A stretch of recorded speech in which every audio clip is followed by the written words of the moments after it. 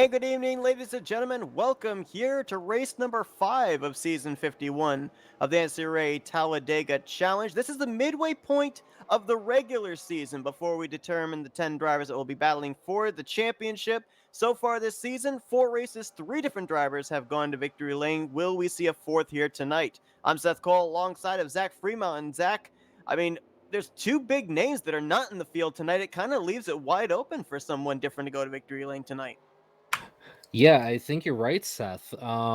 Big story here tonight. Two guys who have secured three-quarters of the wins so far this season. Not here tonight. Dante Ricci and Grant Wesley, the 84 and the 88, respectively. Ricci would come into the night take wow, words are hard, Seth. Ricci would come into tonight second in points, 8 back from Joe DeSpirito. Wesley fourth, having already missed a race. But yeah, I think we're going to see those guys very likely fall to the tail end of the top five, possibly the beginnings of the top 10 even.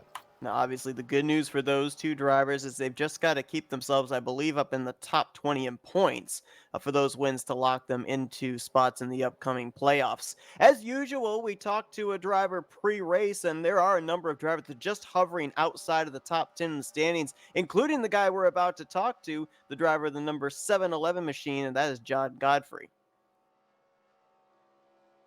Hey, John, it's Zach and Seth up here in the Flatout Racing Network studios. You got us? I do, Zach. How are you? Well, man, I mean, you're right now 12th in the point standings. You're only 3 points out of 10th in the standings. This is the midway point of the regular season. Moves have to be made now to be able to make your way into the playoffs. So you've been consistent in the first 4 races. Do you just try and stay consistent, or are you really looking for that win to secure yourself a spot? Well, Zach, I'd love a win, but consistency is probably what I should be striving for. And I had a bad race last week, got wrecked out, but yeah, it was pretty consistent runs the first 3 races. I hope to get that back. Hey, John, you had a little bit of a rough start to the season, a 28th and a 12th, but the last couple weeks you seem to have really gotten yourself back into a top 10 finishes, which has seemed to help you get back up to the points pretty well so far. Starting 10th on tonight, what do you think it's going to take to edge you into that top five or even real solid shot for victory? Well, given that the last race was a rough one and I got wrecked out early, just trying to stay clear of trouble. Hopefully, it'll be a nice, clean race tonight, and we won't get swept up in anybody else's mess. Well, John, obviously, as we've alluded to, great start here to your year. Hopefully, you can keep it up and maybe tonight be able to get another top 10, maybe a top 5 run and get yourself up there above that cut line, up above 10th in the standings. Thank you, guys. I appreciate that. And as Godfrey and a number of drivers, I believe we've got 33 drivers scheduled to take the green flag in tonight's event as they prepare to get ready for 66 laps of racing. You mentioned this just before we came on the broadcast. We've got a big story to be able to cover here because the quest for 5 in a row, it did not happen for Joe DeSpirito. No, it did not. It looks like Bob Seminara set a pretty quick speed, 52.433 to best Joe DeSpirito by 3/1000ths of a second. Now, we did talk to DeSpirito last week, Seth, and he said he would gladly give up a pole position to be able to find victory lane. With a couple of the top names not here tonight, do you think that maybe puts him in a little better position to do so? I think maybe it does for sure. I think that this is obviously going to be a race that Despirito is going to be looking at. As you said, a lot of the competition not there. But I think another thing that's also interesting me as well, the last 2 or 3 races that Despirito has been able to qualify on the pole, that outside line has been so good early on that Despirito finds himself at the beginning of the race having to fight his way back to the front. Now that he's on the outside line and Seminara's on the inside, it'll be interesting to see if Despirito can keep his 24 car at the front for most of this race, especially towards the beginning. Yeah, it'll be certainly interesting to see what he does, especially with Bernie Mobb starting right behind him in fourth, Donnie Garrett up in third as well. So we know both those cars in that second row. They won't exactly be shy to get up there and give Seminara and Despirito a little bit of a push. We'll see how that works out as they conclude the first lap. See if Joey D can finally get that lap one lap lead bonus, because it's just seemed like no matter what he does, when he starts on that low line, by the time they get back around to that checkered again, that outside line's just got so much more momentum. And of course, here as well, we talk about the fact that this is the midway portion of the regular season. Race 5, they go to race 10 before the playoffs are put together. And I mean, there are still so many spots that are up for grabs inside of the top 10. If you go from 6th place Jessica Shelton down to about 16th place Wiley Coat, there's less than 20 points separating those drivers. And we had a big field last week and saw a lot of shuffling take place. With another big field here tonight, a lot of drivers can gain, a lot of drivers can lose massive amount of spots in the standings. Yeah, and that's just kind of the nature of the beast, as we've talked about on each of the other broadcasts here at the Super Speedway being Talladega. You could find yourself in a very fast car at the front of the pack, and then half a lap later, you're out of the race completely. And with 33 cars, that you stand to lose a minimum of 32 points going from first to last position. So, yeah, you just got to try to keep it clean. Speaking of clean, when we've had some of the smaller fields is when we've seen those really long green flag runs. Matter of fact, we had an entire 66 lap event go completely caution free.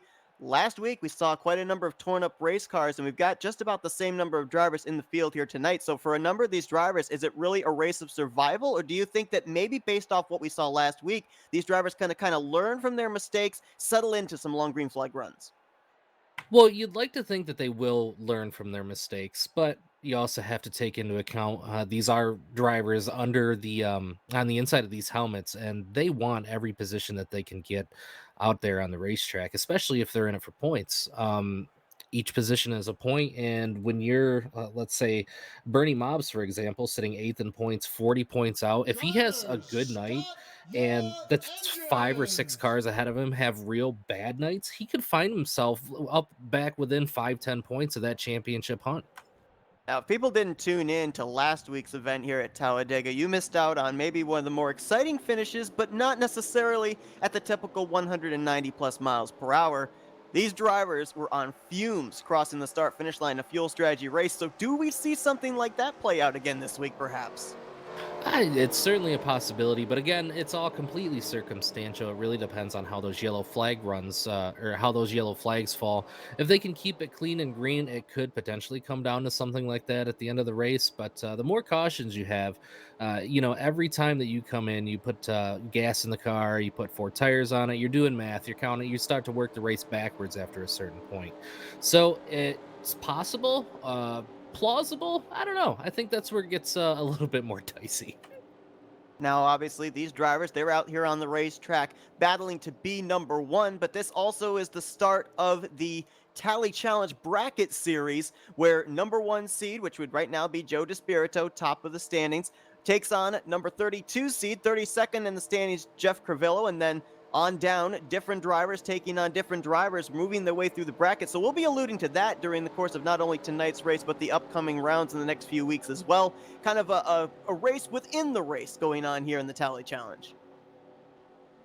Yep, that certainly appears to be the case. So I think we did mention our first four starters. It looks like fifth and sixth place, we've got Chuck McClure, Jessica Shelton, Josh Metallic, Mark Paglia will make up row four with Jeremy Jeffries and John Godfrey on the outside of row number five. The number six car of Wiley Coat going to go off in 11th position, followed by Perry Bone, Glenn Harris 13th, Carson Krenz 14th, Dave Melson starting 15th, Terry Bombard in that 10 car going to go off 16th place.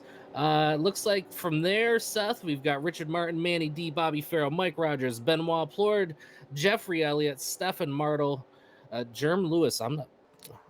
We'll have to learn about that guy. I'm not sure I've Yeah, heard that name yet. first start as far as I'm aware. For sure. Then Bob Dixon, Billy Elliser, Sonny Tallman, Chris Elliott. Big Field, Doug Woolley, Robbie Nisa, Cy Jones. They take the green. They're going to head off down into turn one there, Seth. And you can see already that inside line is the one that's lined up. This is definitely not the same as what we've seen the past couple of weeks where that outside line gets formed really well. And Seminara on the inside is going to forge ahead to the lead. I thought that being on that outside line was going to give Despirito the edge, but apparently not this week. No, it doesn't look like it. But then again, here we go. We've got that outside line making a comeback. We see Seminara move up ahead of Despirito. But I think Garrett and McClure are going to get a real good run down here into 3 and 4. I think they might have the advantage out of the turn here. Well, Bernie Mobs, a little bit of side to side there. That's awfully scary when you're racing door to door double wide here at Talladega. Dead even off of turn 4. This is going to be close to see who leads the first lap between the 712 and the 77. Yeah, they're at pretty much a dead heat. It looks like across the line, Seminara is going to get lap number 1. Seminara in that 24 car, Despirito hooked up pretty good right now. Pretty green and yellow paint scheme that Despirito is rocking here tonight. Yeah, running that Days of Thunder City number 24, the neon yellow and green machine. As to the inside is the 77 and the 17. That's Garrett and McClure. Josh Metallic back there. Starting to see a third line starting to form back there. That's Richard Martin peeking out of line, leading a couple of machines. Yeah, it looks like a little bit of 3 wide. I thought we were going to have 3 wide at the front of the pack there just a second ago. Donnie Garrett looked like he moved up the track just a little bit up to about the middle line on the back stretch. McClure took a look low. Both drivers thought better of it. So Seminara and Despirito now with a pretty good lead on those other inside cars here coming across the line. Got Chuck McClure in the 17. Couple cars behind him is Jeremy Jeffries. Now, in terms of momentum in previous races, they're coming into this one after podium finishes in last night's RTG Aero 88 Series race at Indianapolis. Obviously, it's not Talladega, but I would have to think, just 24 hours removed of a top 5 finish, it's got to give you some kind of mojo going into a super speedway race. Oh, it definitely does. And it doesn't matter what kind of track it is, what sort of race it is. If you're coming off a win the night before, it gives you a lot of confidence. You feel like you're on top of the world. You want to take and use that momentum, put it on track, put it in effect as best as you can. See if you can maybe get the guys around you to take notice. Hey guys, we ran real good last night. Run with us. And sometimes it worked, sometimes not so much. Richard Martin still trying to get the third lane going. He's got Dave Milson in the middle, Bobby Farrell down on the inside line. I believe that's Manny D and Mike Rogers up there trying to help that third line, but they need more numbers if they're going to make some forward progress. Yeah, it looks like that outside does have more numbers. That third line, just 4 cars, but it looks like that middle line with the clear advantage here on the opening lap. It looks like those Florida boys running 1, 2, 3 right now with Seminara, the 24, and Mobs in the 90. Now, I'm not sure what has happened here, but this seems awfully early on to be having some stragglers. We're only on the third lap, about to complete lap 4. Terry Bombard's a long ways back. Jerm Lewis, who we were just mentioning, is making his first start, is back here. And a lot of Dorito cars back here with Jeffrey Elliott, Bob Dixon, and Chris Elliott. Maybe this is strategy, because I'm noticing that all 3 of these drivers running with the Dorito sponsorship, obviously all working together. So maybe trying to pull the old JGR trick right at the back. I don't know. What do we call them? Do we call them Team Crunch? Is it, I'm not, should somebody notify them that Doritos doesn't have the logo on their bags right now? Yeah, no logos. But you know what? I gotta tell you what, those Doritos cars, they do look sharp. I'm watching that 8 car right now, running aside Mark Paglia, right ahead of Wiley Coate. Those are some good looking cars, man. It's cool when you can get a group of drivers and be like, hey guys, want to run a team? Let's just run all similar colors. They look really cool out there on the racetrack. Beautiful looking cars, but probably a nightmare for the spotters trying to figure out who is who, having to use the numbers to be able to figure out who's driving which one of those Doritos Dodges. We nearly had our pre-race interview. John Godfrey getting into Bobby Farrell as he's in the middle 3 wide. We're starting to see drivers gradually work their way up to that third groove. Dave Melson now has jumped up there with Richard Martin, as there was some lean in there between Benoit Plord and Perry Bond off of 2. Yeah, these guys in the back getting pretty racy, but these guys up front are looking pretty racy too. We've had Garrett actually work in that low line, getting pushed by McClure.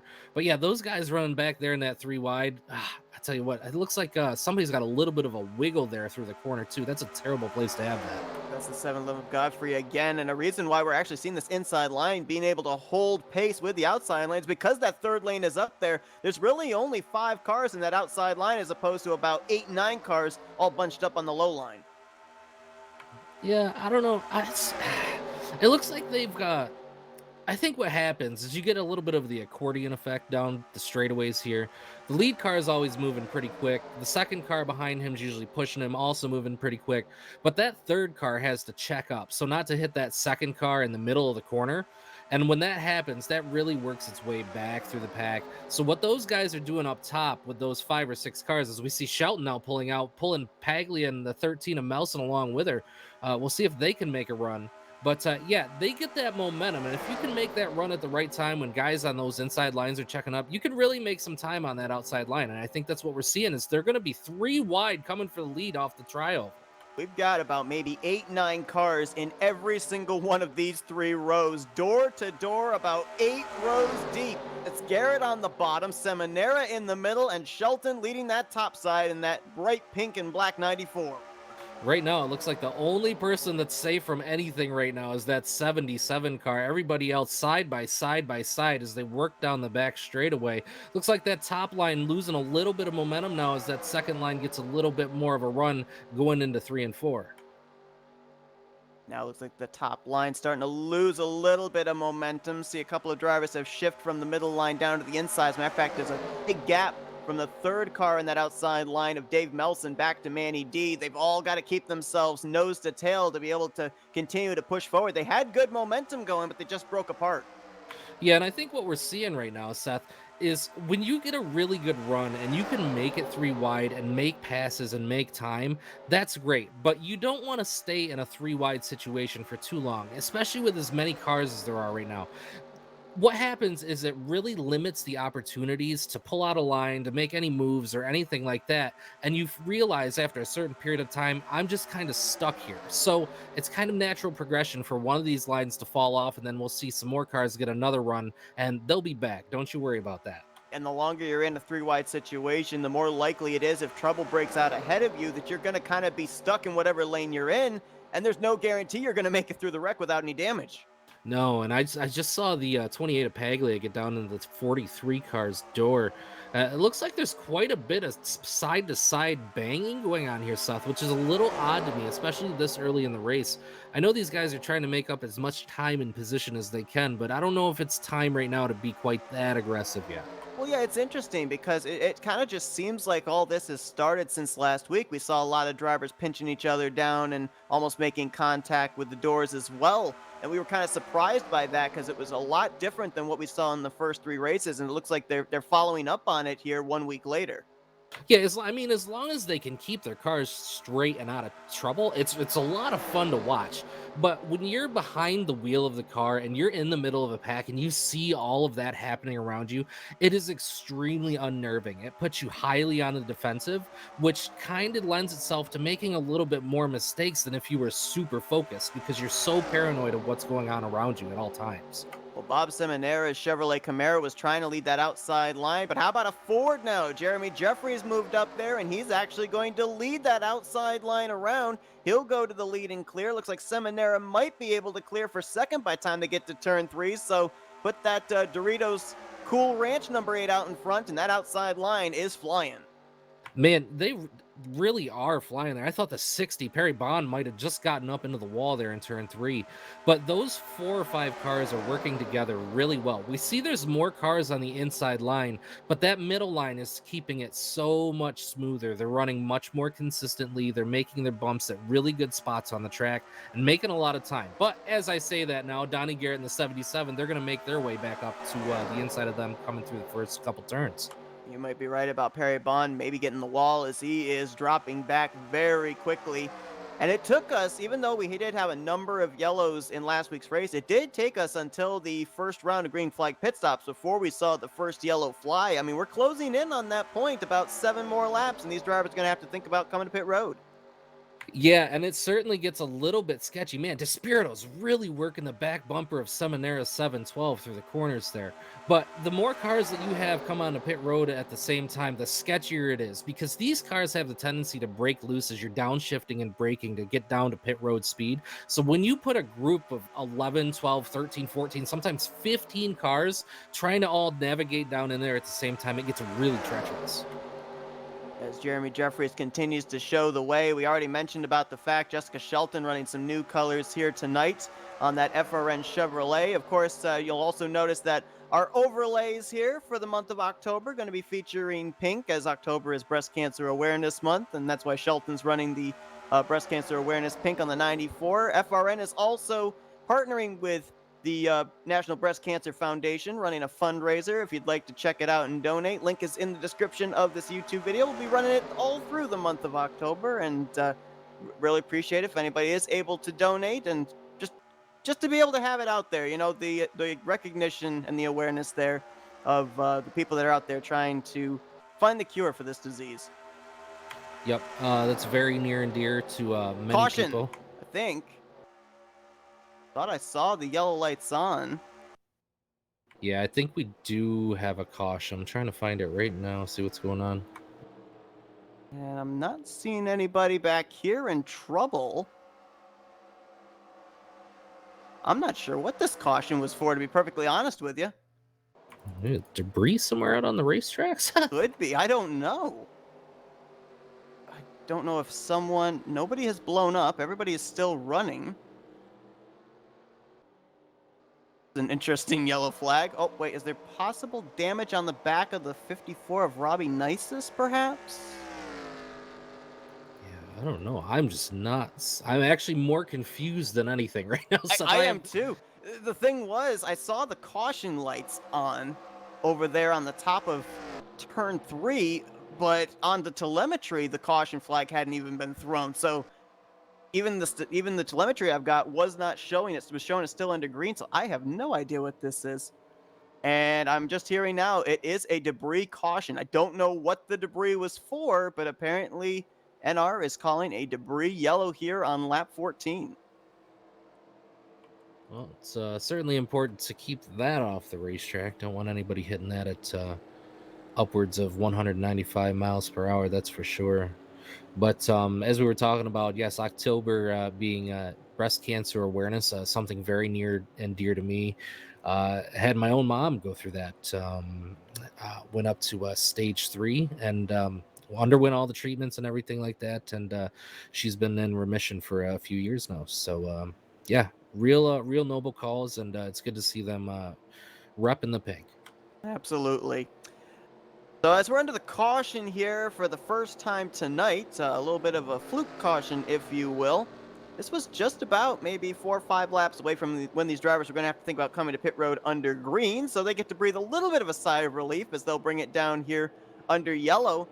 And this might be a little bit interesting too in terms of anybody maybe trying to roll the dice in terms of strategy. I think that obviously everyone's going to take the 2 cans of fuel, but would anyone be willing to try and gain maybe 1 or 2 spots of track position with maybe right sides only? Yeah, I think we could definitely see that. That wouldn't surprise me at all. I wouldn't even be surprised to see somebody try to, get real clever and go with maybe only a can and a half of fuel and 2 right side tires. But as they all come down here, everybody jacks up the right side. We kind of figured that was going to happen. Doesn't look like Bernie Mobs in the 90s is going to be taking any tires. All depends on how much fuel they're putting into the car. Joe DeSpirito almost thought about making it a race off of pit road between himself and Seminara.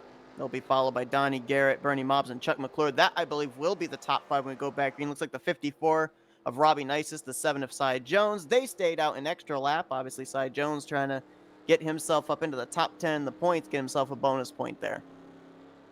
Yeah, Cy usually likes to run at the back of the field. He just kind of relaxes. He's one of those real real fun sort of drivers. He does it for the love of it. He enjoys doing this. He enjoys the community aspect, and he's always around. Cy, another very long-standing member of the RTG community. So we'll see if Cy can't get himself a good run, get himself up to the top 10 by the end of the night. This caution also gives us a little bit of a chance to catch our breath and reflect on the last 15 laps. I mean, we saw them 3 wide, about 8 rows deep early on in this thing. Do we continue to see that throughout the remainder of this race? Or now, maybe since we're towards the middle portion of this race, this drivers maybe we're utilizing those first 10 laps or so as a little bit of a learning curve, figure out what they're capable of doing. Now they're going to settle in and apply that later on in the race. I'm not even sure, Seth. I wasn't expecting them to see. I wasn't expecting to see them 3 wide, 8 rows deep that early in the race. So at this point, I think your guess is as good as mine. I think guys are probably just going to try to set themselves up to be in the best position possible for the next round of pit stops. Aside from that, what happens in between, man, I don't know. I can't predict that. Well, we are closing in on possibly getting the 1 degree signal here in just mere moments. Bob Seminara is going to re-inherit the lead. It's going to be the same front row that we had when we went green to start this race with Seminara in the 712 and Despirito in the 24. And we should be going back green somewhere in the vicinity of about 49 laps to go. We're going to step aside for a quick commercial break, and then we'll be back here for the restart at Talladega here in the Talladega Challenge. You won't miss a thing. We're going to go FRN side by side.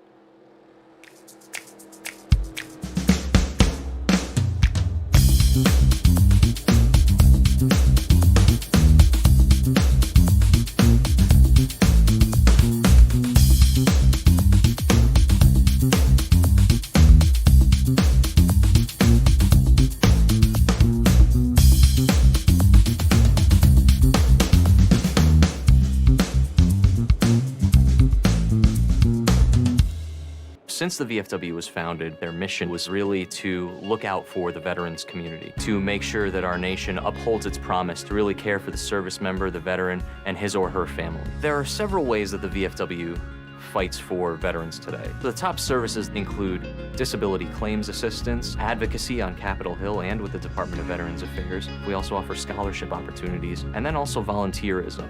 For me personally, when I came back from Iraq, my life experience was drastically different from those around me, and the Veterans of Foreign Wars really spoke to me. The reason I would encourage veterans who have served overseas today to join the VFW is because this is your organization. The VFW is for veterans. Every generation, a new generation of leaders steps up in the Veterans of Foreign Wars and fights for the veterans community. The Veterans of Foreign Wars. No one does more for veterans. For more information on the VFW, go to ahctv.com/sacrifice.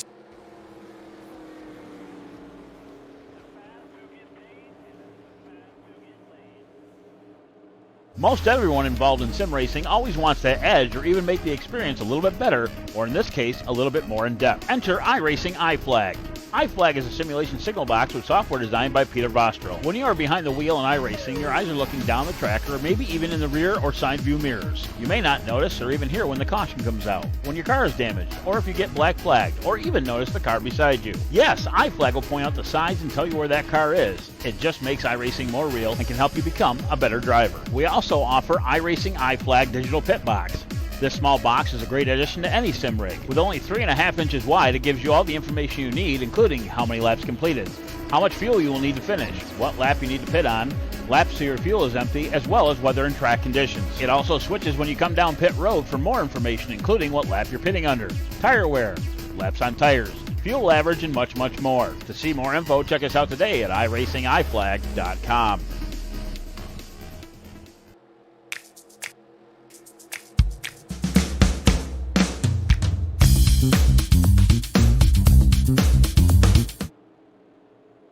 Lights are out atop the pace car. We're getting ready to go back green flag racing here at Talladega Super Speedway.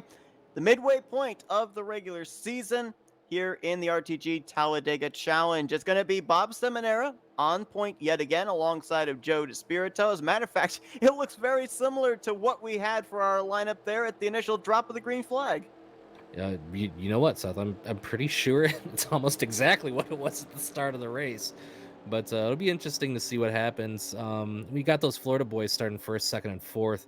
I would be surprised to see them try to hook up with each other and get a little bit of a run. We also see right behind them Chuck McClure, Jeremy Jeffries, Josh Metallic, Dave Melson, all cars that we've seen be real fast the last few weeks here.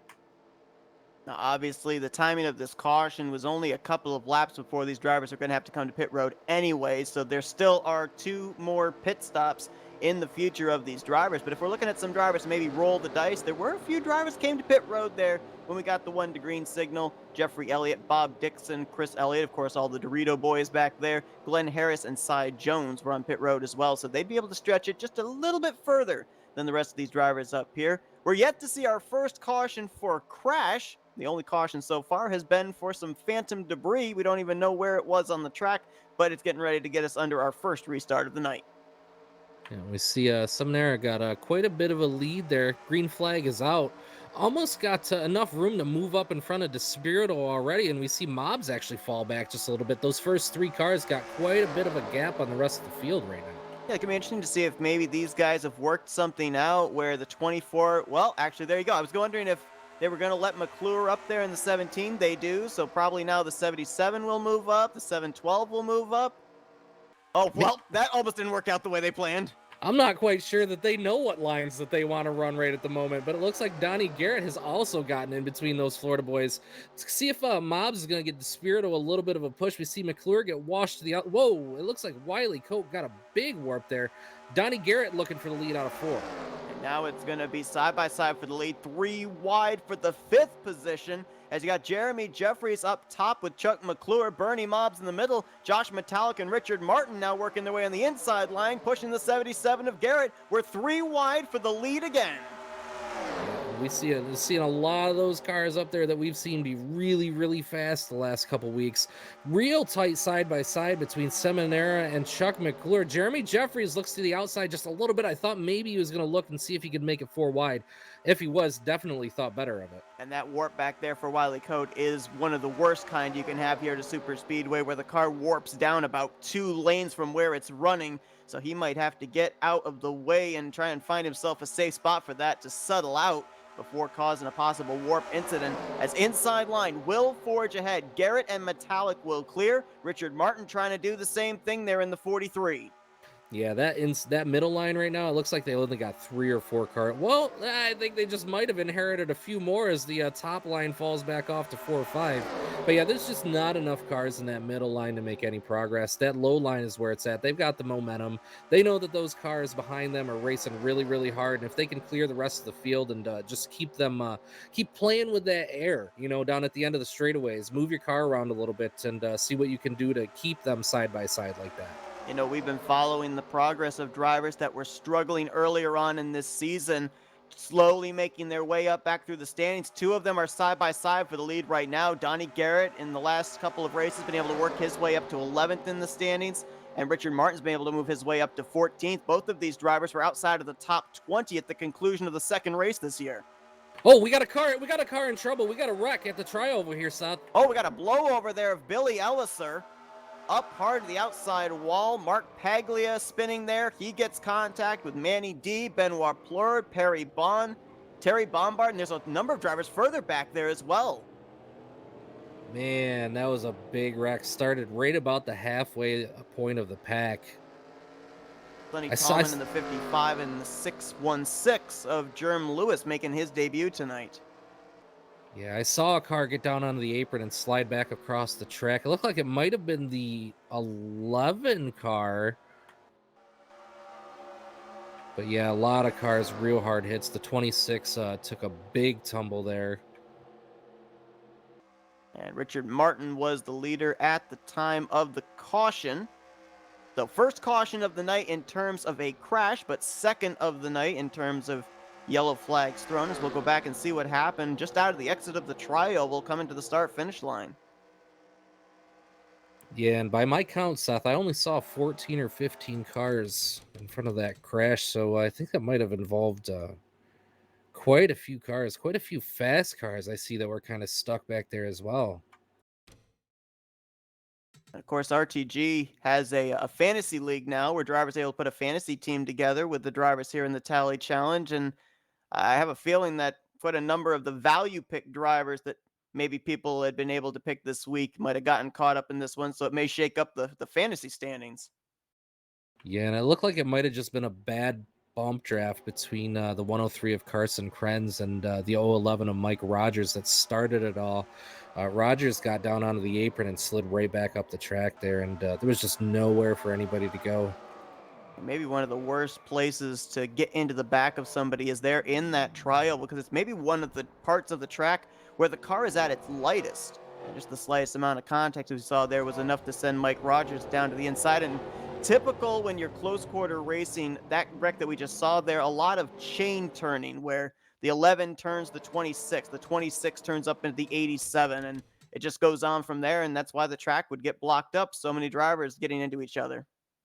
Yeah, if you look at the 26, that was Alliser, I believe, who went for that tumble. He was probably 2 or 3 cars ahead of where that crash started. But with everybody bouncing off fenders and whatnot, it actually made its way up to him. So that's just, man, you see so many wild, strange sort of crashes on these super speedways, and that's just how easy it is to involve a lot of cars. It starts as something as small as just that little bit of a bump draft that those guys had, and takes out a lot of cars.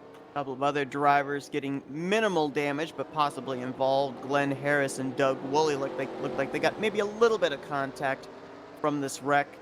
The two drivers I think that took the hardest licks out of this one would have been that 26 of Billy Elliser, as well as I believe the 87, I think, of Benoit Poirier. No, the 28 of Mark Paglia, rather. I think that both of them will be able to continue. We'll have to see how this affects them speed-wise, though, for the remainder of the race.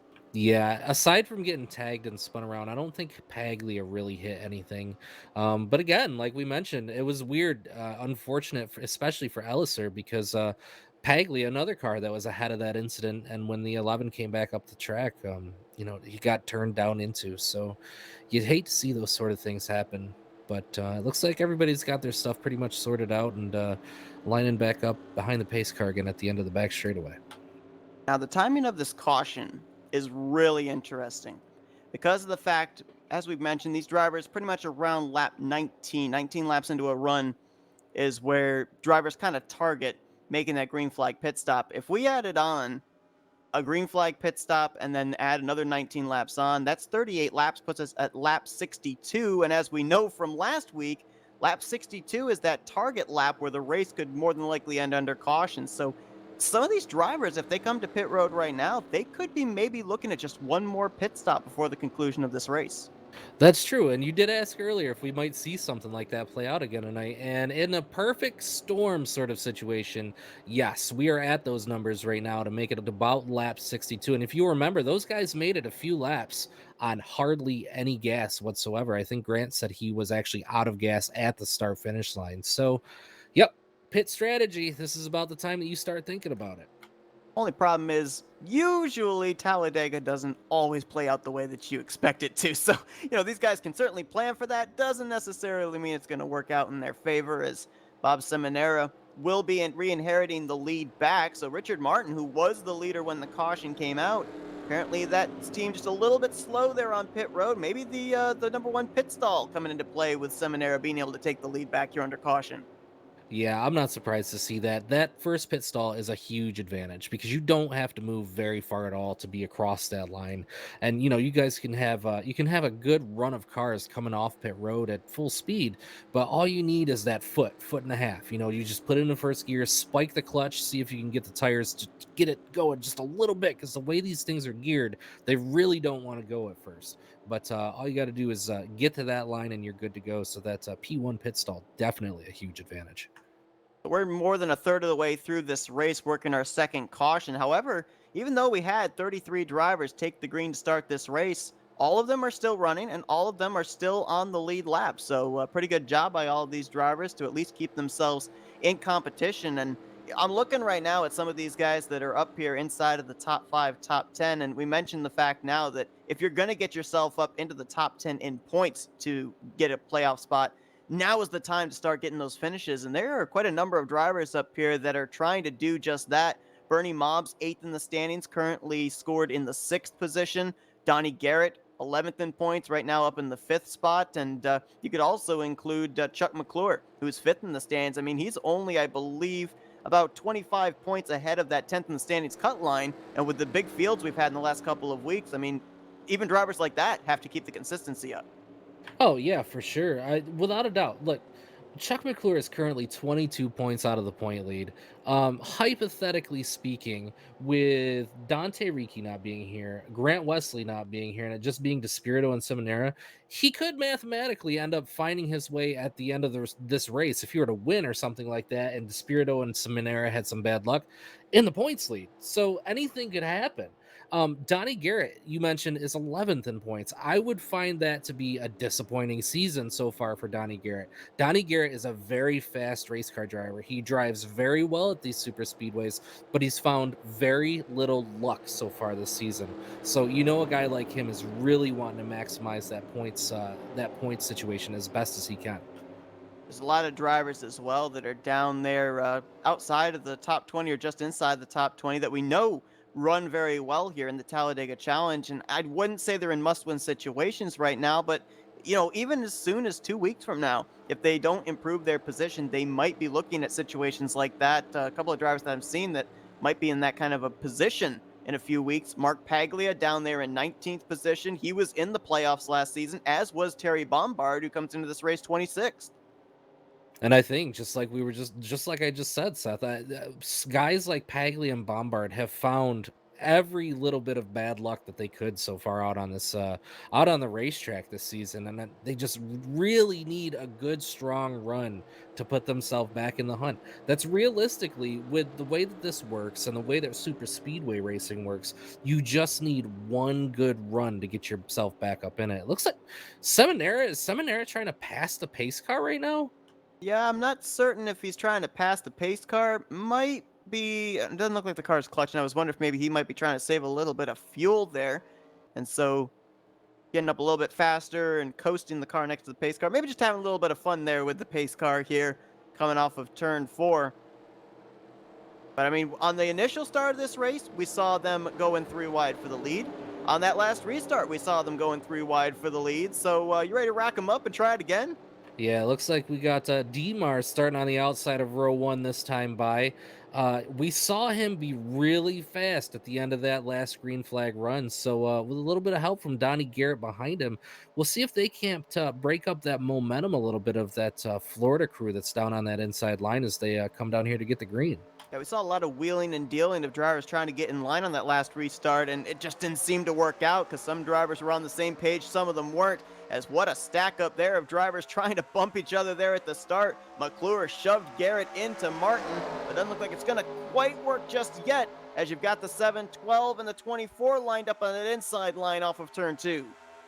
Yep, that top side is they're trying real hard, but it looks like they didn't quite get the momentum that they needed into the first corner. We'll see. It looks like maybe they're making a little bit more of a run down the back straightaway here, but Seminara definitely with a pretty comfortable lead for this point of the race going into 3 and 4. They're side by side for the first 6 rows here at the front as, Despirito trying to crowd the outside line there in turn 4, really close to the left rear quarter panel of that 43 of Richard Martin. Yeah, and these guys are racing really, really hard right now. We see they're all over the back ends of the cars in front of them. Waiting to see if another line tries to form on that high side. I feel like this would about be the time where we'd see guys start to try that, especially considering there's very little room for these guys to move in the double file sort of order that they're running right now. I want to go back to a point you made earlier when we were talking to Joe Despirito last week, and he said he would give up all the poles he had gotten this season for a trip to victory lane. With the situation here of 13 points ahead of Bob Seminara and Grant Wesley, Dante Ricky not in the field, is this why we're maybe seeing him race so aggressively right now? Because he feels this is what he has to do to keep himself up there at the front, be able to take this win this week? Well, as frustrated as Joe is right now that he hasn't gotten a win, he's proven that running as fast and consistently as he has and keeping his car out of trouble, that it is a solid game plan making its way down through the season. Now, there's only 10 races here in the regular season, so 10 opportunities to get yourself down into that playoff. But the chances of having 10 completely different winners, it is Talladega. It could happen, but we've seen already. Grant Wesley has doubled up. I wouldn't be surprised to see Dante Ricci get another win. If Joe can continue doing what he's doing, even as badly as he wants a win, I would say that he's a pretty good lock for the playoffs at this point in the season. Yeah, and there's 2 things about Joe Despirito as well. Number 1, regardless of if he wins here during the regular season, as long as he can keep the points lead, that's going to give him playoff points when the points are all reformatted. The second thing as well, he was a 3-time winner last season, but let's not forget, only one of those wins were during the regular season. The other 2 were during the playoffs. Yeah, and that's when it really counts. You want to win in the regular season, obviously, but where it really we got trouble in turn 1. Cars hard in the wall. Martin, saved it. 77. Oh, now they're McClure, wrecking. more cars wrecking. Wiley up the track. Boy, they had it saved for a brief moment. Oh, Terry Bombard is upside down. Now he is barrel rolling up and on top of Donnie Garrett. We've got the entire turn 2 area littered with race cars. Man, really, really fast cars used up. And that wreck started all the way over in turn 1 and actually didn't turn into a wreck until they got to the entrance of turn 2. Mark Paglia's banged up. His car doesn't look quite as bad as some of the other cars out there do, but man, another big wreck. I wasn't expecting another wreck that big so soon. Yeah, and that was right up at the front of the field, too. Richard Martin was running around, I think unofficially, in the 4th position. There is what's left of the 77 of Donnie Garrett. And saw Terry Bombard take a wild tumble. Now, we'll have to actually look here on the replay and see, how much contact was made with the roof because, last week we ended up having Wiley Coate go for a wild barrel ride down the banking and thought he was done, but then we talked to him, we found out that actually he didn't get much damage at all. It was one of the harmless barrel rolls, so we'll see if Terry Bombard, if he really sustained a lot of damage or not. Yeah, I don't know. It's not looking real good right now, Seth. It looks like Terry Bombard is out of the car, but they are hooking it up to the record. I think that 10 car is going to be used up and done for the night. So this started heading into turn 1. Richard Martin went up the track into, I believe it was Donnie Garrett. The two of them were able to have the outside wall save them. And I think it was Chuck McClure almost got hooked around as well, but they were all able to keep it straight. It was then whoever got into the back of Wiley Coate in the 6th that triggered the wreck that really started giving a lot of drivers damage. I hate to say this, but I think the wreck resulting in Wiley getting in trouble because it looks like Shelton actually got into the back end of the 17 and everybody bunched up there. It looked like Demar might have tried to make a block on Garrett on that high line just under the start-finish line and didn't have enough room. Garrett looked to have had that high line established, but just a little bit of contact there, yeah. Like Stefan Martel might have gotten to the back of somebody as well. Not sure if maybe he got the 6 from behind, perhaps.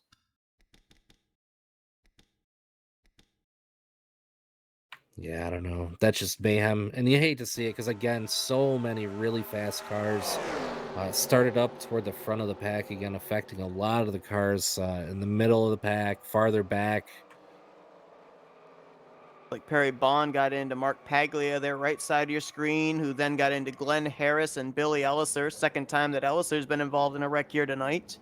Woo, Dave Melson almost got involved as the 26 of Elliser was coming back down the track.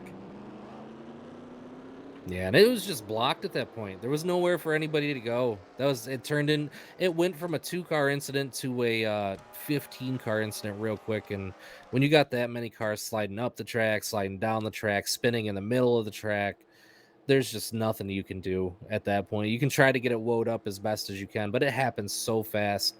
And the cars crashing tend to lose speed faster than a car can that's on the brakes even as hard as he can be, because you will lock those brakes up and just slide the tires. And to your point, it's one of the tougher places to be able to miss a wreck as well, because sometimes when you get on the brakes going into a corner, the car doesn't want to turn. Sometimes it'll just want to go straight or it'll want to go up the racetrack. So the line that you actually are directing your car into to try and avoid a wreck isn't necessarily where your car is going to end up by the time you come to a full stop. Yeah, absolutely. And even if you try to dive down to the bottom of that racetrack, who knows what other cars are going to be sliding down. You see those, you got to move down farther and farther and farther. Next thing you know, you're in the grass and you're going around anyway. So it's a really, really sort of helpless feeling. And you got to just hope that you can work your way through it as best as possible. And again, much like our second caution, that incident taking place up towards the front. Our second caution was up around the 7th, 8th position. This one just around the same vicinity. So only a handful of cars were actually ahead of that wreck and able to scamper away. Yeah, I'm looking at the cars that we got up front right now. It looks like Seminara leading the pack across the line, Despirito second, Jeffries third, Shelton fourth, the 45 Bobby Farrell fifth, The sixth place car of Chuck McClure, he got bounced around like a pinball in that incident, but I'm not so sure that he had any real hard or sizable impacts with any of the cars or the wall. So I'd be interested in seeing how his car is. I think Josh Metallic seventh, Mobs in eighth, Dave Melson ninth, Stefan Martel 10th. Uh, if I had to guess, I would think the top 10 are going to be okay, but I know we've seen Krenz, Benoit, those guys involved in incidents already tonight. Yeah, Billy Elliser, who's been involved in 2 wrecks, is back there in 14th place. We know that Mike Rogers, Glenn Harris, all those drivers on back, that they've been involved in wrecks during the course of this one. And 2 drivers that were up there towards the front for a good portion of this race, Richard Martin and Donnie Garrett, now going to be restarting outside of the top 20. So, if they are up to speed, that's great, but they're going to have a lot of cars they're going to have to pass to get themselves back to where they were prior to that wreck taking place. Yeah, and I can't imagine Garrett's not going to be a little bit off the pace because his car took some hard hits and it looked pretty banged up. The 43 didn't look to be in such bad shape. It looks like his right side was banged in quite a bit, but the rest of the car aerodynamically not looking so bad. So unless there was some engine damage or anything we didn't see, I think he's going to be all right.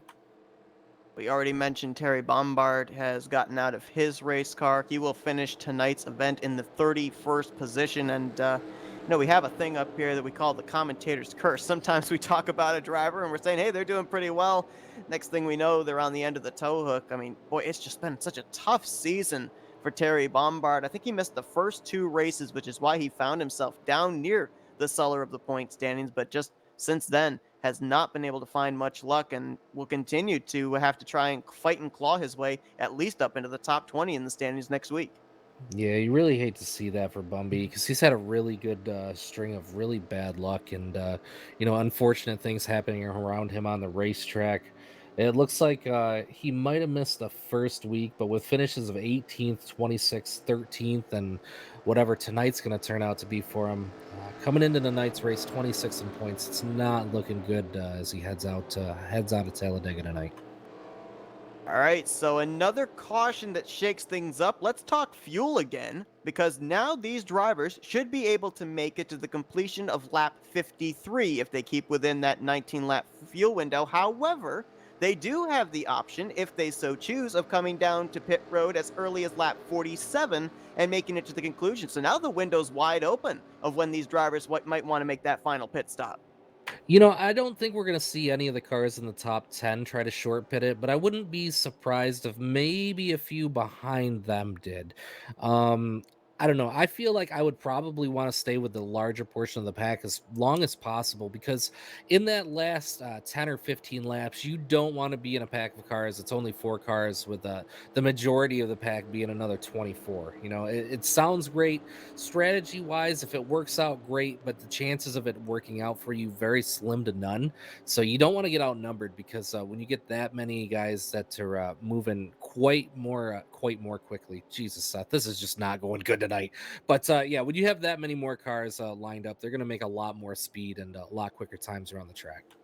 Well, we mentioned the fact that 2 of our former winners are not in the field tonight. The other former winner that is in the field is leading this race. Bob Seminara trying to join Grant Wesley as a multi-time winner here in the 51st season of the RTG Talladega Challenge, but there's still another 30 drivers behind him that are looking for their first win of the season, including that guy to the outside, that number 24 of Joe DeSpirito. As we're going to come back down here to the start-finish line, we're going to be looking at 32 laps to go at Talladega.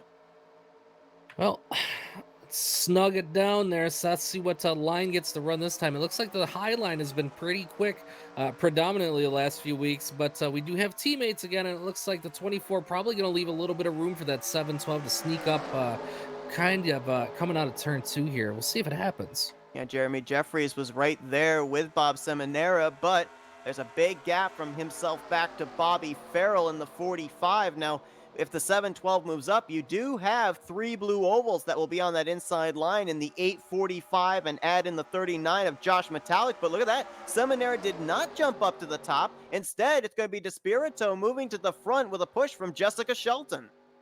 Man, Bobby Farrell having a real solid run tonight, running about 6th or 7th right now. But yeah, those three forts, they came out of nowhere, as did that 94 of Shelton. We've seen the rest of the top five be there pretty consistently, but those two cars really trying to show a little bit of muscle and put as much speed to use as they can right now. And the thing I've been keeping an eye on as well are those three teammates back there of Jeffrey Elliott, Chris Elliott, and Bob Dixon, wondering when is the time for them to start making their charge to the front. Apparently now is not yet the time, as they're all currently running still around the 27th, 28th, and 29th positions. So they're still feeling that there is the potentiality we're going to see another wreck. Yeah, I think they may be right in that thinking, but it's also not quite time yet. We're going to be coming down for 30 to go this time by, and they know it's a little bit of year. They know they still have green flag stops that they're going to have to make as long as this thing makes it through to green. And we see Seminara now losing a lot of time down on that low side. It looked like the 8 and the 7-12 got separated a bit from the 45 and 39, and that top line really moving across the line now. Mentioned the fact, obviously, earlier on, that the RTG Tally Challenge Bracket Series is going on, and with the early departure of Terry Bombard, that means that officially Dave Melson will be moving on to the next round of the bracket, as those were the two going head-to-head this week. Everybody else is still kind of up in the air because they're all still out there on the track, and right now everybody that's still running is currently on the lead lap. Man, that 24, 94, 17, and 90, they're working really well together right now. They're making a lot of speed on that middle line. That low line, just not quite enough going on there. They got 4 or 5 cars, but without the 103 getting up to their rear end, and we know he's got a bit of damage from that previous wreck, I think that low line's kind of in trouble. That top line's going to take it for sure. Now, I hope the commentator's curse isn't going to strike again. I'm going to talk about him anyway. Stefan Martel in that 57, another driver who is struggling early on in this season, finds himself all the way down 27th in the standings, and right now has cracked the top 5, battling for that 5th position with Bob Seminara.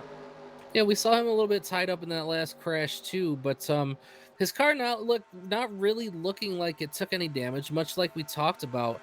But those top 5 cars, man, they're just checking out. It looks like Josh Metallic has now moved up to that high line behind Dave Melson as well. I think Seminara and Jeffries really got to start looking for an opportunity to get back up there. They're going to be in a lot of trouble. These top 4 and 5, it's looking very similar to what we saw back in the second race of the season, where I think it was 4 drivers. They were all just lined up so close nose to tail. The draft was so tight that with drivers racing side by side behind them, they actually started checking out. And it's almost looking like that might be history repeating itself here again tonight. Yeah, and that 24 and 94, they're making about 200 miles an hour at the end of these straightaways. I'm not going to say that's as fast as you can go, but running the way that these guys are, that's about as fast as you can go. And when you're on that inside line, you can't carry the same momentum. You can't get quite the same speed because you're scrubbing speed off the bottom line on the corners.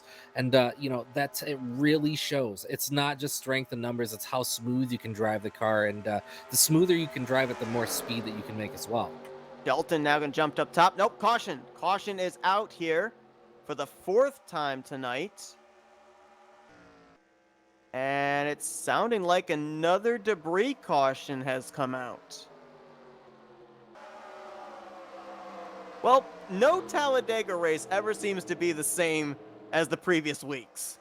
I mean, we've ended up having photo finishes. We've had races end under green, under caution, 3 wide finishes at the line. Last week was a fuel strategy race, and here tonight, 50% of our cautions have been due to debris. Yeah, that's really strange. Apparently, Seth, there is some higher power that wants to see these cars grouped as tightly together as they could get because they saw what was happening with those cars in that line. They knew those cars were just going to, we've got trouble in the middle of the backstretch, Seth. That's the 11 of Mike Rogers, I believe, that got spun around. I think that was the 9 of, I'm sorry, no, make that the 56 of Jeffrey Elliott that got into him. Some stacking up here under caution. Yeah, it looks like, 710 drove in the left rear of that 011 pretty hard there. Just a little bit of a breakdown of communication there, Seth, is usually what that is. Obviously, these drivers have to start slowing their pace as soon as the caution comes out. It's frozen field yellows, and then they have to catch up to the pace car. And yeah, it just kind of looks like as everyone was slowing down. Manny D in the 710 didn't realize they were all slowing down that quickly. Gets into the 11 car, and I thought that Jeffrey Elliott was involved, but he actually was just going way down to the inside, taking evasive maneuvers to make sure he didn't get involved in that wreck. As actually looks like Manny D parked his race car, so he will be finishing this event out in the 29th position. Another driver that actually is out of the race that we didn't document is the 616, the rookie, the debuting Germ Lewis is going to be finishing out of the race. According to what we're seeing, a wheel problem, and I almost wonder if possibly with the timing of that yellow, if maybe he might have come to a stop on the track. Maybe that's why the caution came out. I'm not sure. Yeah, it's possible, but not really sure. With about 26 laps to go here, Seth, looks like a bunch of guys came down and got fuel. I didn't see anybody taking tires, but everybody really starting to pay attention to those fuel numbers now. I still think it's a little out of reach to be able to make it 26 laps. Unless we got to that lap 62 point and got the yellow, then maybe we might see a replay of what happened again last week. But again, I think that's pretty unlikely at this point. But these guys really, really thinking strategy right now. Definitely agree with you. I don't think there is any possible way to stretch it 26 laps. The furthest that drivers are able to really make it is 21 laps. I don't even think that there would end up being a possibility, even if we had another caution come out and drivers try saving fuel. I'm not sure they could maybe save that 5 laps they would be lacking. No, you definitely can't save 5 laps, but we know that these caution flags take a really, really long time. When you've got a car a lap down, you get 4 or 5 lap caution flags, and you can save quite a bit of fuel in that time. So I'd be interested to see, not this time by, but next time by, if we see a couple of those leaders duck back in and try to top it off one more time. Well, I tried to see if I could find a plausible reason why the caution came out there. I thought maybe it might have been the 616, but no, Jerm Lewis did bring his car down to pit road before retiring out of the race. So yeah, second time, a phantom debris caution, bringing out the yellow flag here at Talladega. Just to update a couple of other drivers as well, before that caution came out, was going to drop back and notice that you were correct. That damage on Donnie Garrett really affecting him. He had lost the lead pack about 2 laps into that last run, so he's just out there trying to salvage what he can. Of course, coming to this race, a critical 11th position in the standings. Also, apparently, Perry Bond spent quite a bit of time on pit road and that 60 machine. He's currently 6 laps down to the race leaders. Yeah, and I guess that's just a situation of trying to really get that car to last to the end of the race. If there's another big wreck or two, you might lose 7 or 8 more cars out of the race. So just trying to get as many points as you can. And we know, again, Donnie Garrett hasn't had any luck so far this season. So again, tonight going to be a bit of a replay of that. So he's going to try to do what he can with it.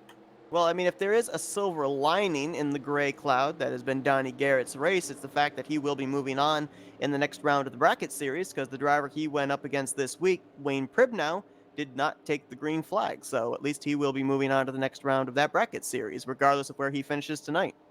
Yeah, that's something that he can look forward to. But I also wouldn't count him out as being a guy who could potentially get a win in these last 5 races before the playoffs start. I think he can definitely do it. We've seen he's really fast when he's not getting involved in crashes and getting taken out of contention. We know that he can be there and contend for wins. So I wouldn't write him off quite this yet for the regular season, but for the bracket, definitely looking a little bit more optimistic for him. Absolutely. Donnie Garrett has 2 top 10 finishes this season in races 2 and 3. His other 2 finishes were outside of the top 20, including last week when he finished in the 24th position. Right now, he is scored, I believe, the last car on the lead lap in the 25th position, as we should be getting the green flag to go back racing here. And we've yet to see these drivers make a green flag pit stop here tonight. I mean, do we see one here in the closing stages? Do you have the feeling that more than likely we're going to see these drivers making pit stops under caution for the entirety of the night? I wouldn't be surprised to see another caution, but at the same time, I don't think it's out of the realm of possibility for them to make it to a green flag pit stop. I think That would definitely make the race really interesting because they'd be probably coming back out on the track from those pit stops with about 3 laps to go. It takes about a lap to get up to speed. And is there anybody that they need to catch, or would everybody pit together? It could get pretty exciting here by the end of the race. Well, now the window, if it wasn't wide open before, I mean, I think it's actually been taken out of its frame now, because in the next 5 laps, these drivers can pit anytime they want and be good to go on fuel. So we could have drivers maybe pit when the window opens, go as far as they possibly could. But I mean, we're going back green here with, I think, 23 laps to go. Some of these drivers might try and split that in half, maybe run 11 laps, 12 laps, and then come to pit road at the midway point of this run. Yeah, that's true, but it's also, I'm not really sure because I think with as many caution laps as these guys have run, nobody came in to top off because they didn't want to sacrifice track position, understandably so. But I'll bet you since they pitted, they've probably, even though we're under yellow, burned about a lap of gas. So they're probably back down into the lower 20, high 19 range at this point. So I think they're definitely going to have to make another stop, whether it be green or yellow. I think that's still to be determined, but I don't think anybody's going to be able to quite stretch it. Well, we've got 27 cars that are still on the lead lap. Let's try and run down as many as we can here before they go green of who is still running in this race. Joe DeSpirito is going to be the leader. Jessica Shelton will start to his outside in second. Bernie Mobbs in third. Bob Seminara fourth. Chuck McClure will complete the top 5. Josh Metallic will restart sixth. Dave Melson in seventh. Stefan Martel is eighth. Jeremy Jeffries right now in ninth. And Mark Paglia completes the top 10. They're followed by Bobby Farrell, Billy Elliser, Glenn Harris, Wiley Coate, and Carson Krentz. That's your top 15. Doug Woolley, we haven't mentioned him much tonight, kind of been quietly riding around there in the middle of the pack. He's 16th on the restart with Sonny Tallman 17th. Our pre-race reporter, John Godfrey, he is 18th. Cy Jones 19th. Mike Rogers in 20th. Rest of the cars that are currently on the lead lap from 21st on down through 27th will be Benoit Plord, Robbie Nisus, Richard Martin, Jeffrey Elliott, Donnie Garrett, Bob Dixon, and Chris Elliott. Here we go, Seth. Another one of these restarts. Going to be 23 laps to go at the line. Joe DeSpirito in the shotgun position once again with the 94 of Shelton up high. Quite a bit of a gap between the first lead cars and third and fourth. I'm a little bit surprised to see that. Nobody was on anybody's bumper. That's going to put DeSpirito out to a huge lead. I don't know if that's going to be a good thing coming off the turn. And now the question is, which line does he try and tow here down the back straightaway? Because it looks like that outside line's going to have more of a run. Well, Shelton now going to move down in front of Bob Seminara. Looks like the top 4 might be able to get themselves single-filed out, but Josh Metallic fighting right to the right rear quarter panel of Bob Seminara heading into 3. I mean, you see Seminara's going to poke his nose out. Seminara's got to be careful. That 17 car, don't give him a lane. If you give that 17 a lane and McClure's got that run, he's going to take it. I'm surprised to see Seminara dive out of that line with his teammates ahead of him. Well, here goes Shelton now to the top side, going for second place on Bernie Mobbs. Mobbs going to crowd the 94 almost up to the wall there at the start-finish line, and now Joe DeSpirito's got a choice to make. Is he going to move up in front of the 94, who was actually pushing him quite a bit during that last run, or is he going to stay down there with the 90? Looks like he's made his choice. He's staying on the bottom. Top side's going to get the run down the back straightaway. Yeah, quite a big run on that middle line. Shelton with a commanding lead. Seminara really all over her back bumper. I'm surprised, man. It's a little working to the detriment of the 24 and the 90. We know that those are team cars, but I don't think Josh Metallic behind that 712 is really wanting to give Seminara an opportunity to work with those teammates either. I remember Josh Metallic a couple of weeks ago when Grant Wesley was not running. I think it was the second race of the season. He said, this is my opportunity to maybe be able to find victory lane, lock myself up a playoff spot. Well, now we've got 2 of our former winners that are not in the field, so you can bet that 39 is maybe hungrier this week than he was a couple of weeks ago.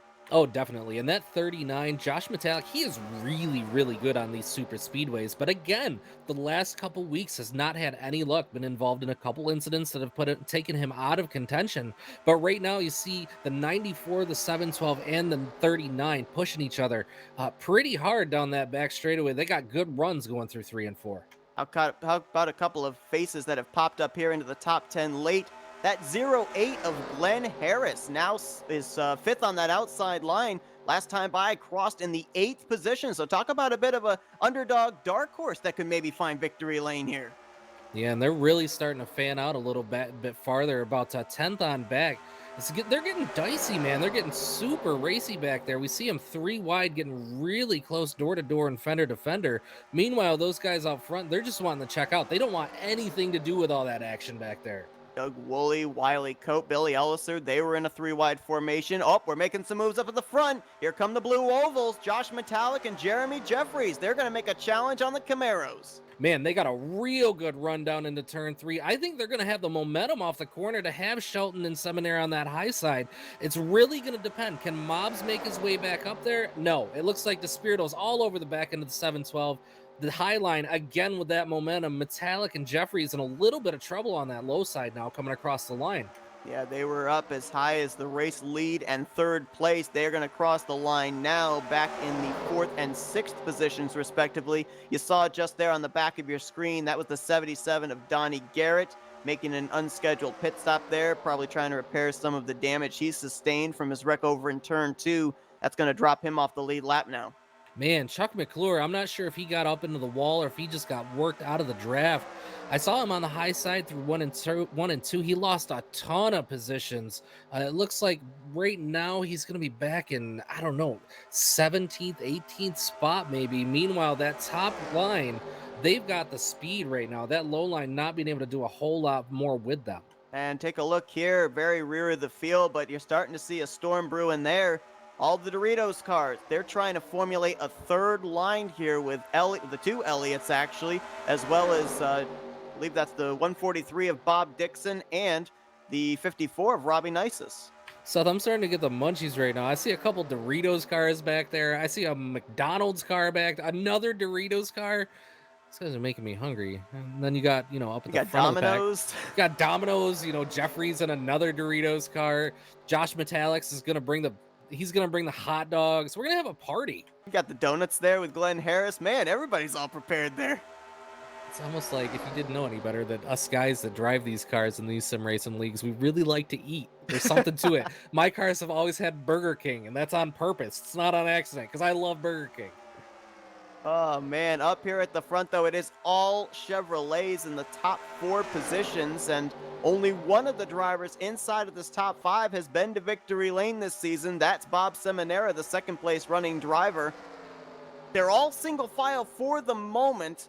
This says to me, at least for these top 5, maybe top 6, these guys are now pointing their way towards that potential final pit stop, which could take place under green. They don't want to tear up their cars racing side by side now. Yeah, no, everything looks to be pretty clean and green at this point. Nobody looks to be pushing the issue too much. I'd say they probably got about 11 more laps before they need to come in for fuel for sure, before that they would run out. And it looks like they're all just running pretty comfortably. Look to hopefully run that out. That way they can avoid trouble and make it all the way to the end with all 4 fenders on it. Josh Metallic and Jeremy Jeffries still stuck on that inside line, as now it's a side-by-side battle between Metallic and Paglia.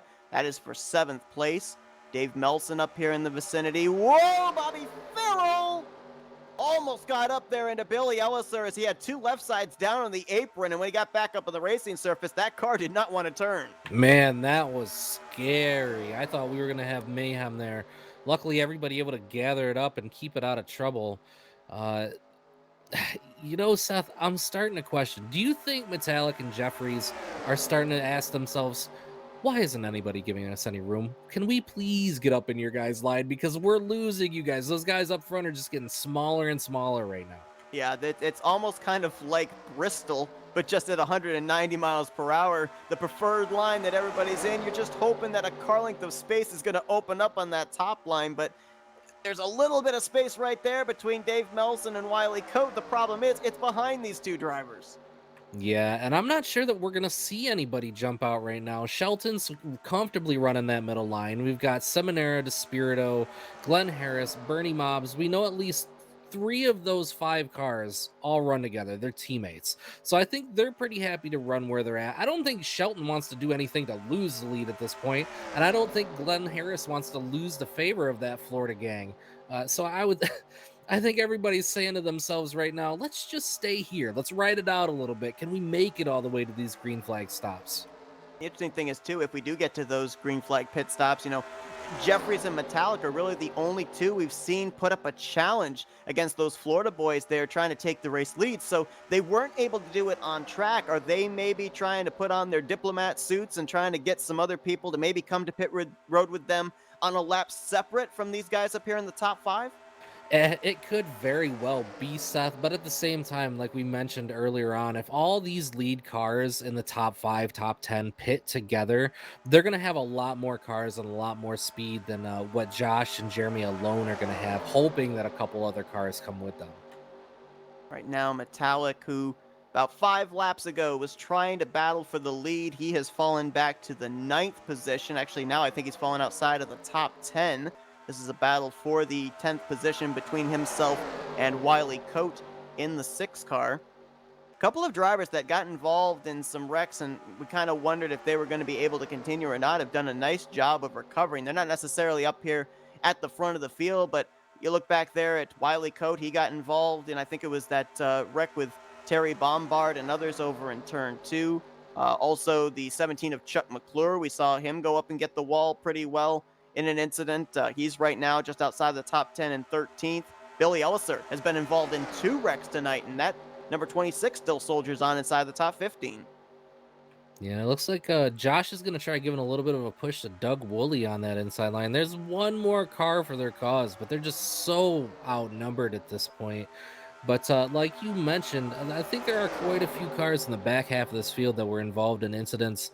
That might be another reason that we're seeing these cars line up the way that they are. It's really kind of separating the cars that have no damage from the cars that do and were involved in incidents. And slowly but surely, that Doritos contingency is making forward progress. I think this is the furthest up we have seen Jeffrey Elliott, who's leading this group, that we've seen him here tonight, up to the 14th position and continuing to try and pull that train around the outside line.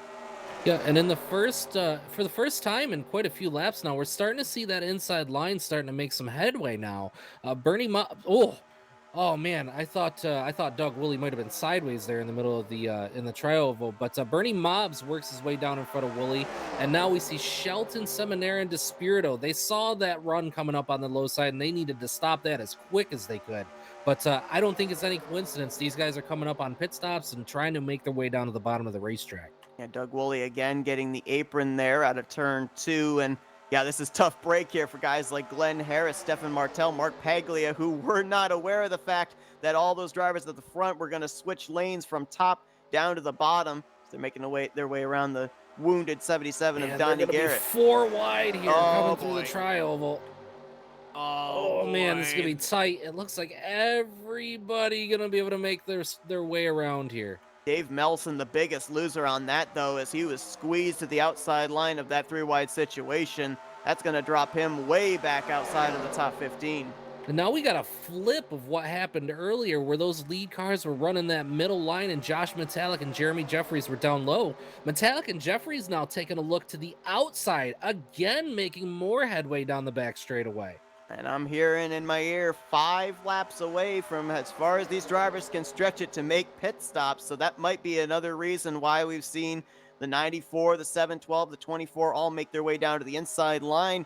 I thought maybe these guys like Metallic and Jeffries might do something different, but now that they're up there on that outside line, doesn't look like they're at least going to be trying to short pit the other guys. No, I don't think that's happening. It looks like, that's a terrible feeling being in the position that Metallic and Jeffries are in right now.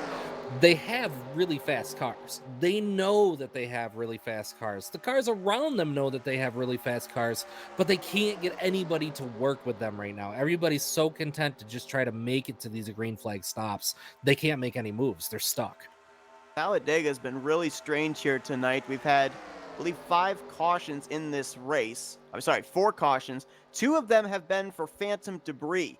Now, as we mentioned, these drivers more than likely, as it's looking, are going to make that money stop, that final pit stop under green flag conditions. And Talladega is very temperamental in whether it will throw a caution for a pit road incident or not. We've seen a lot of drivers in the past couple of weeks struggle with getting onto pit road in a big group. A lot of drivers sometimes spinning out, and sometimes the caution will come out, sometimes it won't. So not only getting into your pit stall, executing that and leaving, but getting onto pit road is going to be so important, especially for all these guys up here at the front, because, I mean, they're in a shot for the win right now. Yeah, it can be extremely treacherous. Coming off a turn 4 at full speed, you don't want to slow down on the racetrack because you don't want to get run over from behind you and be a hazard on the track.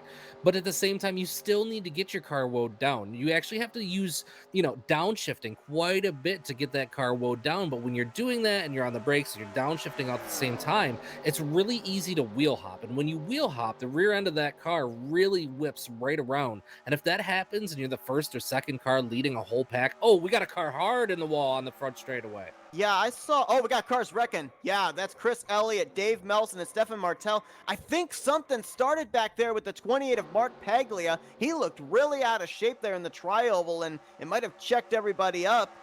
And now, all that talk of pit strategy and everything, that's all out the window.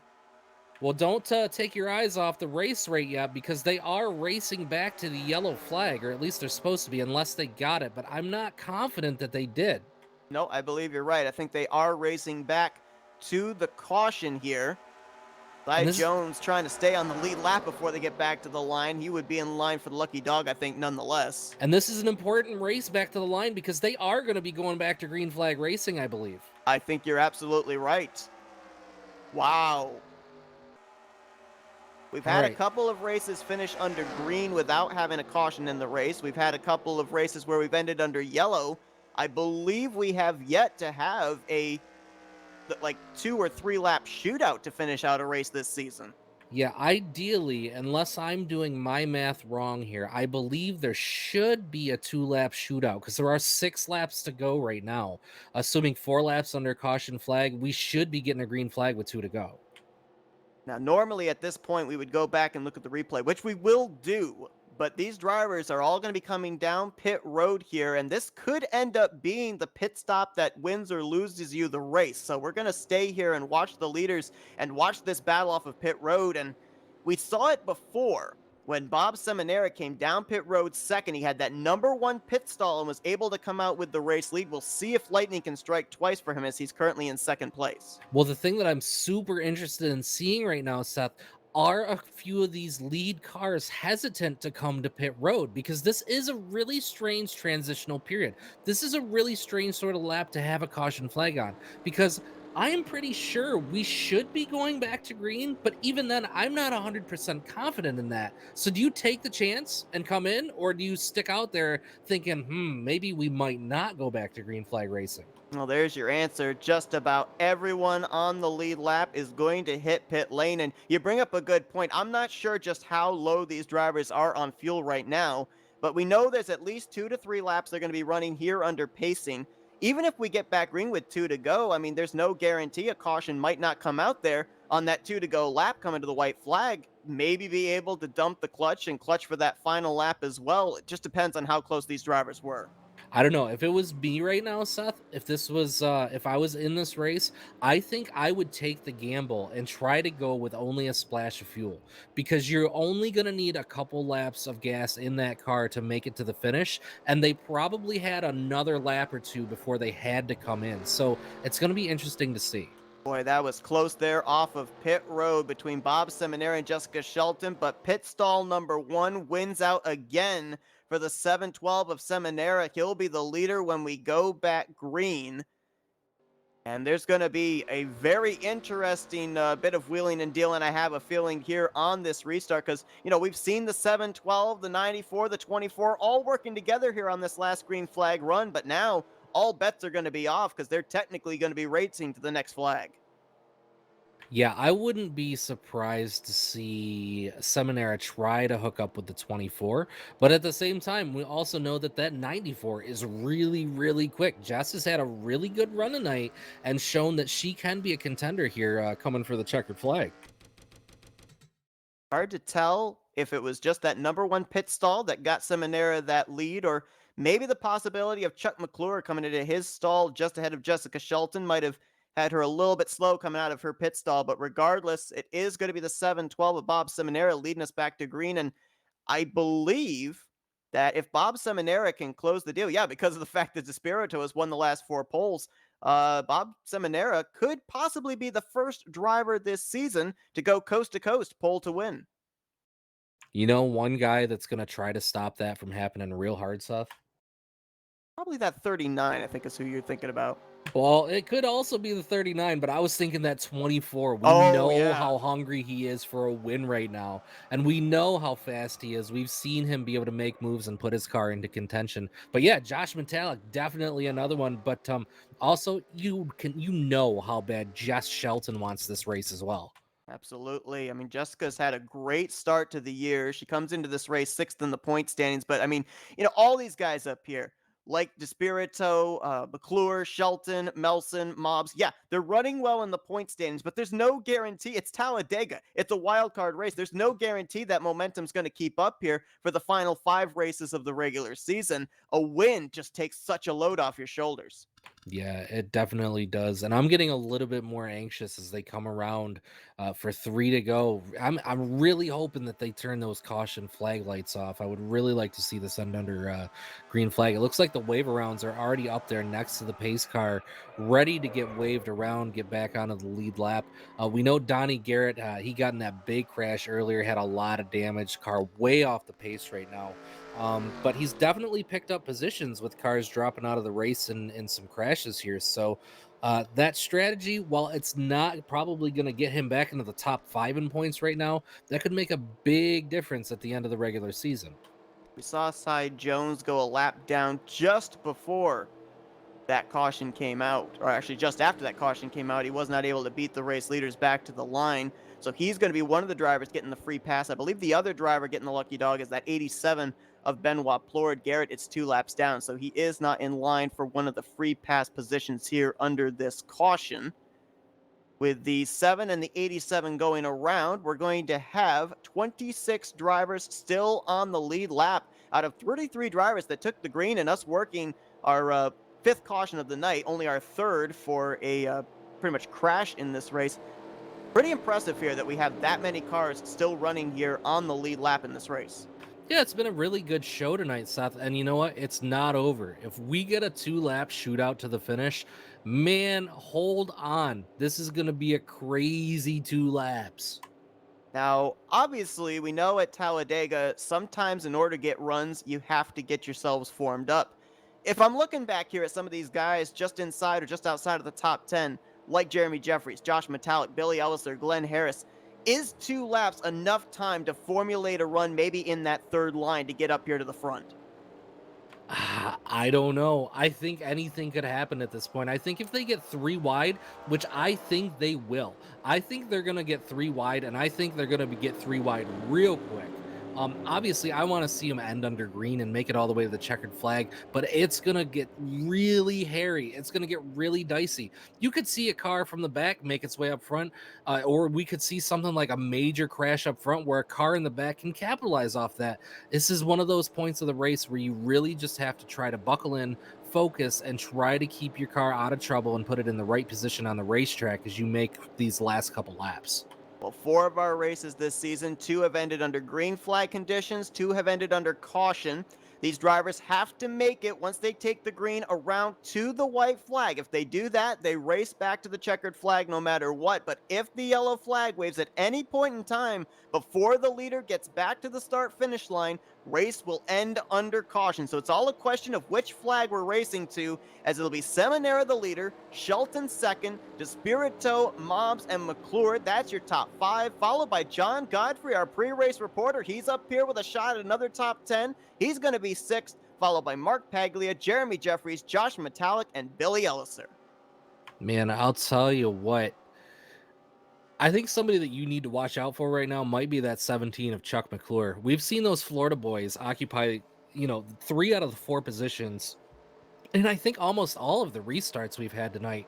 But I don't foresee Chuck McClure getting off the back bumper of that 24 and giving that 90 an opportunity to get down with them. I think you might see Bob Seminara move up to work with Bernie, but I don't think McClure is going to do anything to try to keep those guys being able to work together. Well, we've seen some rather broken up restarts during the course of this race, but now I don't think you're going to see any daylight between cars here on this one. Everybody wants to be up there, nose to tail, with a shot of winning this race. It will be an inbounds green-white checker to finish this thing out as Seminaire and Shelton get up through the gears, and Shelton got a little bit better of a restart there on the top side. Shelton got a really good restart there on the outside line. I'm going to be really interested in seeing if she chooses to stay in that second lane or if she tries to crowd down into that lower lane a little bit. But we see Seminara and Despirito making another run off of turn 2. Chuck McClure all over the rear end of the 24. The 24 all over the rear end of the 712. 3 wide for just a moment in the middle of the back straightaway. Looks like Bernie Mobbs wasn't able to line up the bumpers between himself and Jessica Shelton. That's going to give the inside line some momentum. Here comes the 7-11 of Godfrey. He tries to push the 94 as now that inside line, they're all lined up. 3, top 4 going to clear on the bottom. Seminara looking for win number 2. Despirito looking for win number 1. We got a wreck. We're racing to the checkers. Racing to the checkers right now. We got cars upside down into the wall, but it looks like Seminara gonna lead the 17 across the line. Bob Seminara took the checkered flag 2 weeks ago, and now looks like he may be joining Grant Wesley as a multi-time winner, and he is going to be the first driver to go coast-to-coast pole to win here this season, as a melee there out of turn 4 going to end this race under the caution. Man, I'll tell you what, I don't know if we'd have stayed green much longer if they would have been able to hold off that run from that 17 car. That 17 car had one heck of a run through that tri-oval to get right up on his door at the start-finish line there. Bernie Mobbs was collected up in this one after we saw him kind of get shuffled to the top side 3 wide. Chris Elliott, Mike Rogers involved, Bob Dixon also in it. Looks like Bobby Farrell, his engine just let go right there in the middle of turns 1 and 2. Looks like he'll be finishing this race in the garage area, not even able to make it back to the start-finish line. And there were, as you said, a number of drivers that were up in the air and flipping and barrel rolling there heading towards the entrance of the tri-oval. Yeah, I saw it just out of the corner of my eyes. It looked like it might have started with the 90 car. I'm not sure if somebody got into him, but I saw him come down across the track and just caused quite the melee there. Worked out in Bob Seminara's favor, though. He got to the line before anybody else could and wrapped it up. Absolutely. It looks like 3 of the top 5 in the points are going to be your top 3 finishers here tonight. Seminara 3rd in points, Chuck McClure 5th, and Joe Despirito the points leader. But it will be Bob Seminara carrying some more bonus points into the playoffs with his 2nd win of the season. He'll cross the line and take race number 5 here of the 51st season of the Tally Challenge. Man, what a good run for Bob. He ran up front all night long. And this is something else that we talked about last week, too. It's zero coincidence that the cars that we see consistently in the top 5 at the end of these races are the ones that set themselves up to be running really well in the points. And again, it's just proof of that. It paid off, and Seminara the victor. Richard Martin giving a congratulatory bump there that went a little bit awry as he went upside down. Fortunately, the 712 stayed on his wheels, so he'll be able to come around here and do his burnouts at the start-finish line. Let's go back and see what happened to end this race under the caution off of turn 4. And I think you're right. I think it probably did start with the 90 of Bernie Mobbs. And just to show how Talladega takes no prisoners, how your race can change in the span of even just a couple of corners, Bernie Mobbs was 2nd on that restart, and he's going to cross the line, finishing the night back in the 21st position. Yeah, it looked like that he moved down and there just wasn't enough room there. He had enough room to stay up top, but I think he really wanted to get in that second groove in the middle. And when he made that move, there was another car there. He came right down across their nose.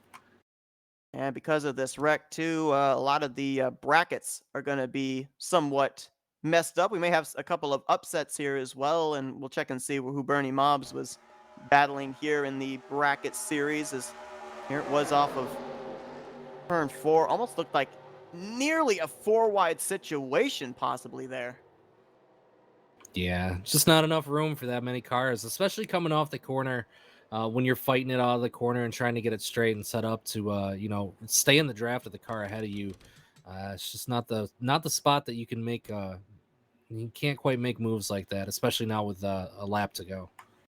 Sonny Tallman got involved. We're going to take a look here and at the 9 of Chris Elliott, who was one of a number of cars that went up into the air with this incident. Like, well, that's rather ironic. I'm not sure you can plan for that, but all 3 of the Dorito Dodges all caught air there in that wreck. Yeah, well, they were just trying to hand out their brand to the fans, apparently. Oh, man. Was Jeffries in it? Did the Jeffries Doritos car live through it? I Did think he Jeffries made make it through. I think Cool Ranch made it through. All right, Nacho Cheese did not. All right, very good. So, ladies and gentlemen, if you want Doritos this evening, we apologize. The nacho cheese Doritos have all been crunched and crushed. Cool Ranch is the way to go. You're going to have to talk to Jeremy Jeffries for that.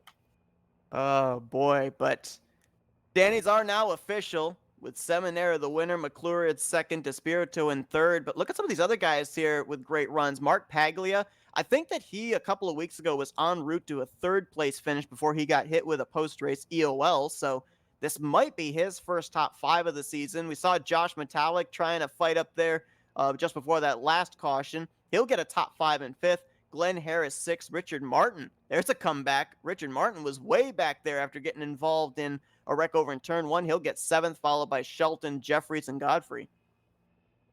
Yeah, a night like tonight has to be really, really big in confidence building, especially for somebody like Jess Shelton. Such a fast car, ran really well right up at the front of the pack most of the night. Of no doing of her own, got shuffled out of the pack there with those last couple laps, but real solid showing for her.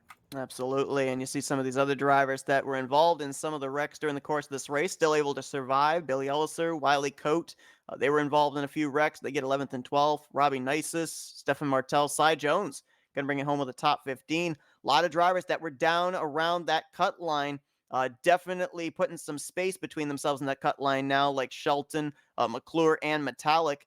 And I'm looking at some other guys like John Godfrey and Richard Martin after the hard luck of drivers like Bernie Mobbs and Bob Dixon. We could be seeing them make an appearance up inside of the top 10 in points when we get to the 6th race next week.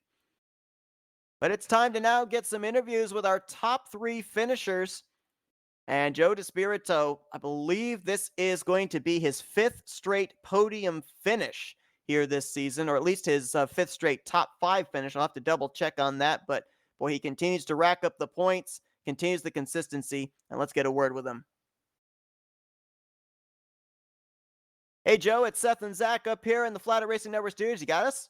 Hey guys, I got you. How you doing? Well, man, I mean, really exciting finish there. We saw you and the 712 down there on that inside line. Were you planning on that final green-white checkered for it to go green the rest of the way, or did you have a contingency plan in place if we did have that yellow flag ending the race just one lap sooner?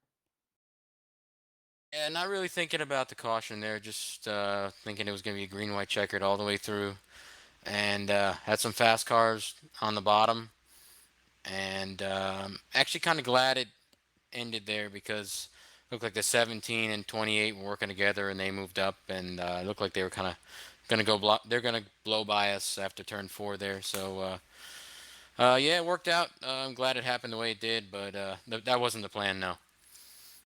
You know, we saw there on, I think it was at least the first 2 starts, the initial start and the restart. I think it actually happened on the 3rd restart as well. Drivers really forcing the issue, going 3 wide, several rows deep. I mean, we haven't really seen this level of aggression during the beginning of the season. It seems like it's continuing to ramp up. Do you think that that's just drivers are getting more comfortable with the way the feeling of the setup and the track is, or they're feeling the pressure now as we're drawing into the second half of the regular season? Yeah, I probably would say it's a mixture of both. Yeah, I mean the bracket series started tonight. People are getting more comfortable with their wheels and the setup and the cars, and yeah, people are just getting antsy to go up there, man. Comfort levels are up, like I just said, and people want to move up.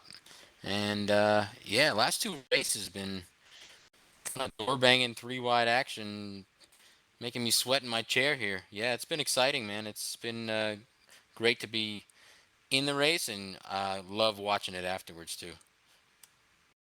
Hey Joe, it's Zach in the booth. Hey man, we've seen when you get with Bernie and you get with Bob, you guys just kind of check out from the rest of the field. You guys can line it up pretty well and really make a lot of speed. We've seen you guys do it in all five of the races so far.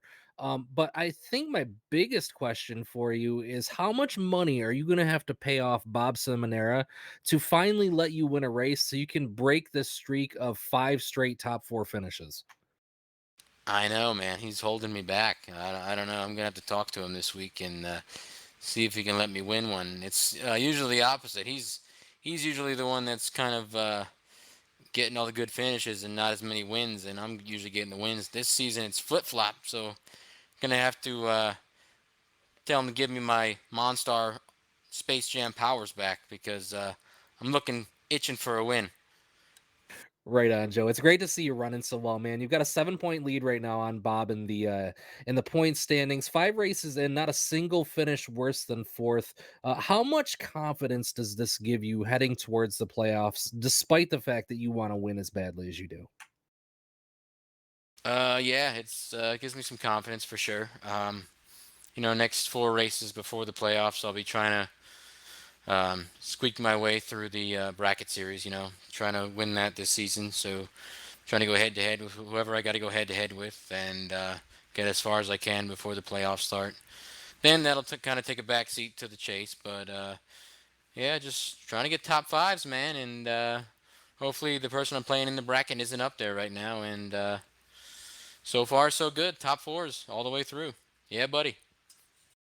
Absolutely, Joe. I mean, looking at the bracket right now, it looks like you are going to be moving on. The driver that you were up against, Crivello, was not in the field tonight. It looks like you'll be taking on Billy Elliser next week in the second round. But tremendous momentum, obviously, for you. I know you want to be able to put that 24 in victory lane, but you're trying to get that regular season championship as well. And this consistency is certainly helping you do so. We're going to let you do some shout outs now. Always got to thank my boys, APW Racing, Bob Burney, FTMF, Mobs Motors. Uh, Always got to thank my girlfriend for letting me race here on Thursday nights. Got to thank RTG, best place to race on Thursday nights, and of course you guys, Flatout Racing. You guys put on a great show, great commentating. Thanks again, guys. Appreciate all the help. Thanks.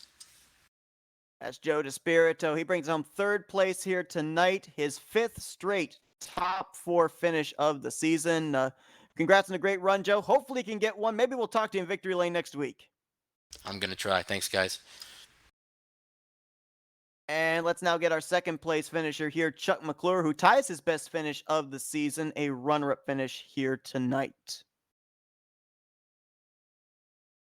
Hey, Chuck, it's Zach and Seth up here in the Flatout Racing Network studios. You got us? How's it going, gentlemen? Well, it's going great for us, and I'm sure you probably don't want you reminding you this, but past two nights, runner-up finish. You had a second place finish last night at Indianapolis in the Aero 88 series, second place here tonight. But man, we were just talking to Joe DeSpirito. He said you and that 28 were working really well on that top side. I mean, if you'd had that last lap under green flag conditions, you think you would have had that 712 cleared by the time you got to the back straightaway? I'm sure of it, and second place sucks. Well, obviously, good momentum, good points. You're up there in the third position in the standings, but we've seen you up there, up inside of the top 10 in the closing stage of this race multiple times. What little bit extra do you think you need there to be able to put this Croker Chevrolet in victory lane? Oh, we need to split the Florida guys up, and I did all I could do to do it tonight, and I did at times, and they get back together. Just we're just gonna have to get some better teammates with us to run and commit to each other, and we'll take care of them, no problem. Hey Chuck, it's Zach in the booth. It's funny you mentioned splitting up those Florida boys because I said that to Seth on that last restart. I said, I don't think that he's going to leave any room for that 90 to duck back in there. And sure enough, you didn't. You were pushing as hard as you could. We've seen you run really fast this season, really consistently, but also have a bit of bad luck so far. 2 second place finishes, 2 seventh place finishes, and a 15th. You know, I'm starting to think we understand each other a little too well out there on the racetrack, Chuck, because I really feel like you're going to be in victory lane real soon because every move that you made on those last 2 laps was textbook, exactly how I would have expected you to do it. Um, how are you feeling heading toward the playoffs? 5 races in. Uh, Points wise, I'm okay. I'd sure like to have a win just to be able to relax and maybe pull some more bold or dumb moves to see what I got for the playoffs. But yeah, it's been a couple seasons since I won, uh, and I need it bad. Do you feel like it's a byproduct of the way that the racing has been recently? It's been super, super aggressive. Seth and I were talking about that earlier on too.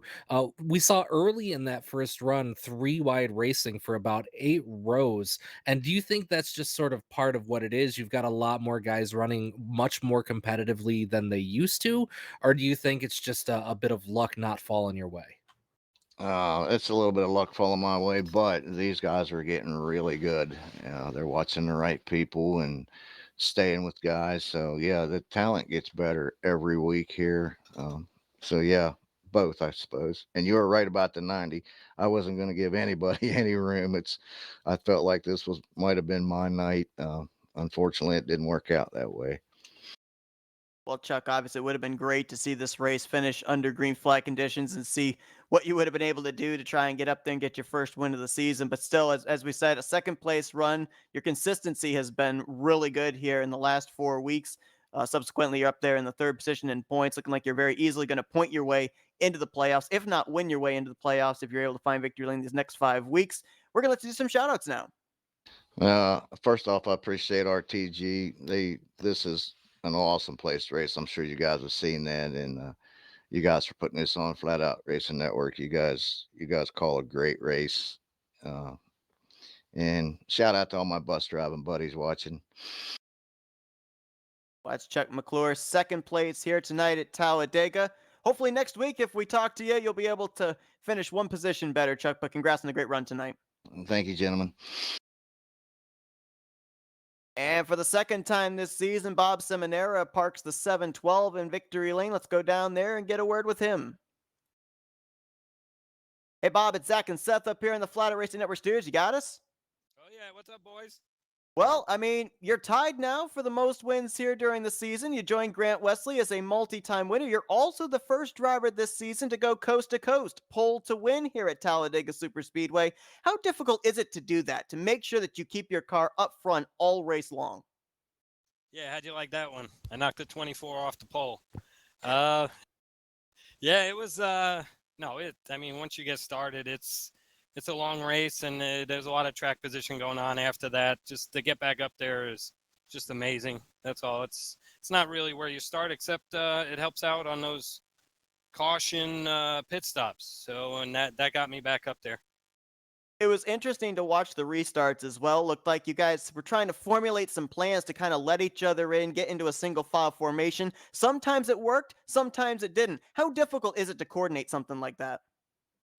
Yeah, there are some guys that seem to be playing the lines, but my guys, we're going 100%. So if we could clear and go up top, that's what we're most of the time doing. But it's 100% on the gas.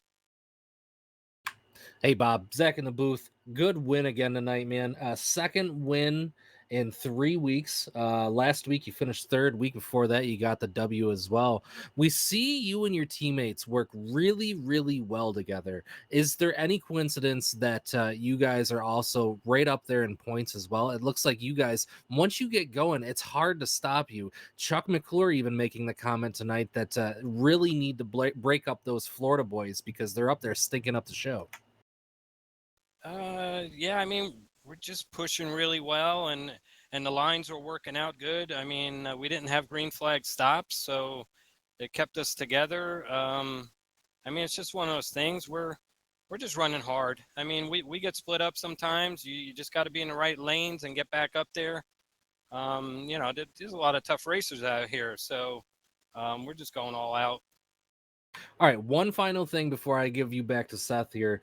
Exactly how much money is it that you're going to charge Joe DeSpirito to let him get one of these wins finally?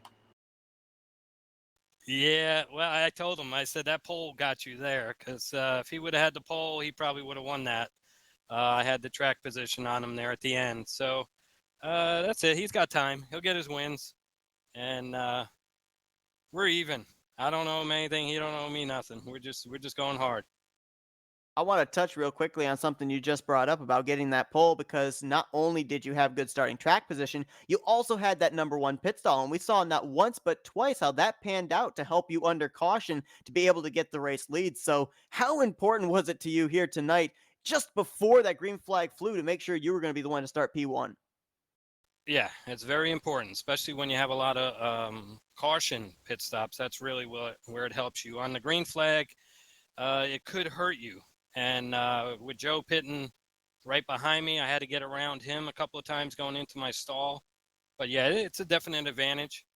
And well, last week I blew first gear in qualifying. So, and Monday night when I ran Talladega, I blew first gear in qualifying. So tonight it was all good, and I sat there, and that's where I wanted to be. And that helped me. I got the lead from Jessica there at the end with that last restart. Because she had it under control. Well, Bob, obviously, with your second win here tonight, you're going to continue to rack up playoff points there with the wins. Not only that, you're only 7 points behind Joe DeSpirito to try and rack up more playoff points if you can get to the top of the regular season standings. So we look forward to seeing what you're going to be able to do here in the second half of the regular season, heading up to the chase. But for now, we're going to let you do some shout outs. Yeah. All right. Thank you, guys. Thanks, Flatout Racing, and you, Seth, and Zach. It's good to have you up there. Sean, Terry, David, everything you guys put on here, it's awesome. The racing is just so hard and so great. Great guys. FTMF, and to all my guys, Dude, Dan, Dave at work that they watch every week. Shout out to them. And the other Florida boys putting on a good show. And thank you, guys. That's Bob Seminara, second time in 3 weeks. He is a winner here in the Talladega Challenge. Congratulations on a great win, Bob, and we look forward to talking to you next week. All right. Thank you, guys. And we have now officially reached a third of the way through the season, halfway through the regular season. It's now the home stretch to finding out who the 10 drivers are going to be that are going to be battling for the playoffs. And with Seminara winning here tonight, we now only still know 4 drivers that are currently locked in through wins: Seminara, Richie, as well as Grant Wesley. Actually, I'm sorry, no, only 3, because of both Wesley and Seminara being winners. So Seminara, Wesley, and Ricky still leaves the door wide open for drivers to try and point their way in here in these final 5 races, Zach. Yeah, and I think we'll see a little bit of that as drivers get more and more comfortable. As Chuck mentioned, there's a lot of drivers out here that are getting better and better and better every week, and as we see that, that's going to make the level of competition get closer and closer. And that'll reflect itself in the point standings as well, heading toward the playoffs. 5 down, 5 to go. There's a lot of shakeups that could still happen, but I think your top 5 in points right now, I think those are definitely the guys to beat, and the the competitors on the track, they definitely take notice of that. Now, obviously, a lot of these drivers still want to be able to win their way into the playoffs, but you mentioned it during the broadcast. Chuck McClure resounded it. Got to break up those Florida boys. The problem is, it's a bit of a double edged sword for a lot of these drivers because, yes, they want to be able to beat those drivers, but at the same time, they want to work with them because they're so fast. Yeah, they definitely want to work with them because they're fast. But I think that we're going to see as the season goes on, if those 3 cars continue to dominate and be as brutally fast and just keep whooping the field the way that they have, um, you might start seeing some more cars stop working with them because they're going to understand at that point they're going to need to find other friends out there on the racetrack, because those 3 cars, you get them together, even if they're not 1, 2, 3, man, they make a lot of speed, and I think stopping them right now is what a lot of guys are starting to probably think, especially after tonight. Absolutely. Going to be very interesting to see what happens here down the home stretch, heading towards when the playoffs will be put together. Only 10 drivers make it in, and so far we've had 35 drivers take a green flag here in the Talladega Challenge. But the conclusion of this race has finished. We've got Bob Seminara, a 2-time winner here in season 51 of the Talladega Challenge. Zach, another crazy one here tonight. We had some debris cautions, which we haven't seen all season, and we nearly got ourselves a green white checkered finish at the end. Yeah, I really wanted to see that go green. I think if it had gone green, we definitely probably would have seen the 17 in victory lane. But it doesn't always play out that way. And tonight was one of those instances, and it ended the way it did. We still saw some really good racing. We saw a couple really big crashes, but really looking forward to seeing what these last 5 weeks before the playoffs are going to look like, because I don't think these boys are done yet, Seth. No, I don't think they are as well. It's Talladega. You never know what's going to happen. So many times we see Cinderella stories take place at these super speedways. But we thank you, everybody, for joining us here tonight for this 5th race of the season. Next week, we'll be back here yet again for the 6th race, beginning the second half of the regular season. Zach, appreciate you joining me in the booth here tonight. Yep, Seth, it's been a lot of fun. I really appreciate it. Planning on being here again next week, so we'll see if next week I can stop tripping over my tongue quite as much as what I did tonight, because it was a little rough. But YouTube world, everybody watching, you're all beautiful. FRN, thank you for the opportunity. Seth, always a pleasure to broadcast alongside you here. Pleasure here as well. Hopefully, everybody enjoyed tonight's event here from Talladega. Tomorrow night, I do not believe we have a broadcast going on. The Rapid Fire Pizza National Series, they are going to be off. But Saturday night, we're going to be having for you the Talladega Super Speedway for the Veterans of Foreign War Cup Series. They are in their playoffs, as well as FTF. They're going to be having their second race of their playoffs. Both of those races will be taking place on Saturday, so be sure to tune in for those. A lot of stuff coming up next week as well. But for Zach Freeman, I'm Seth Cole. Have a great evening. We'll see you guys next Thursday night here as you've been watching another broadcast courtesy of the Flatout Racing Network.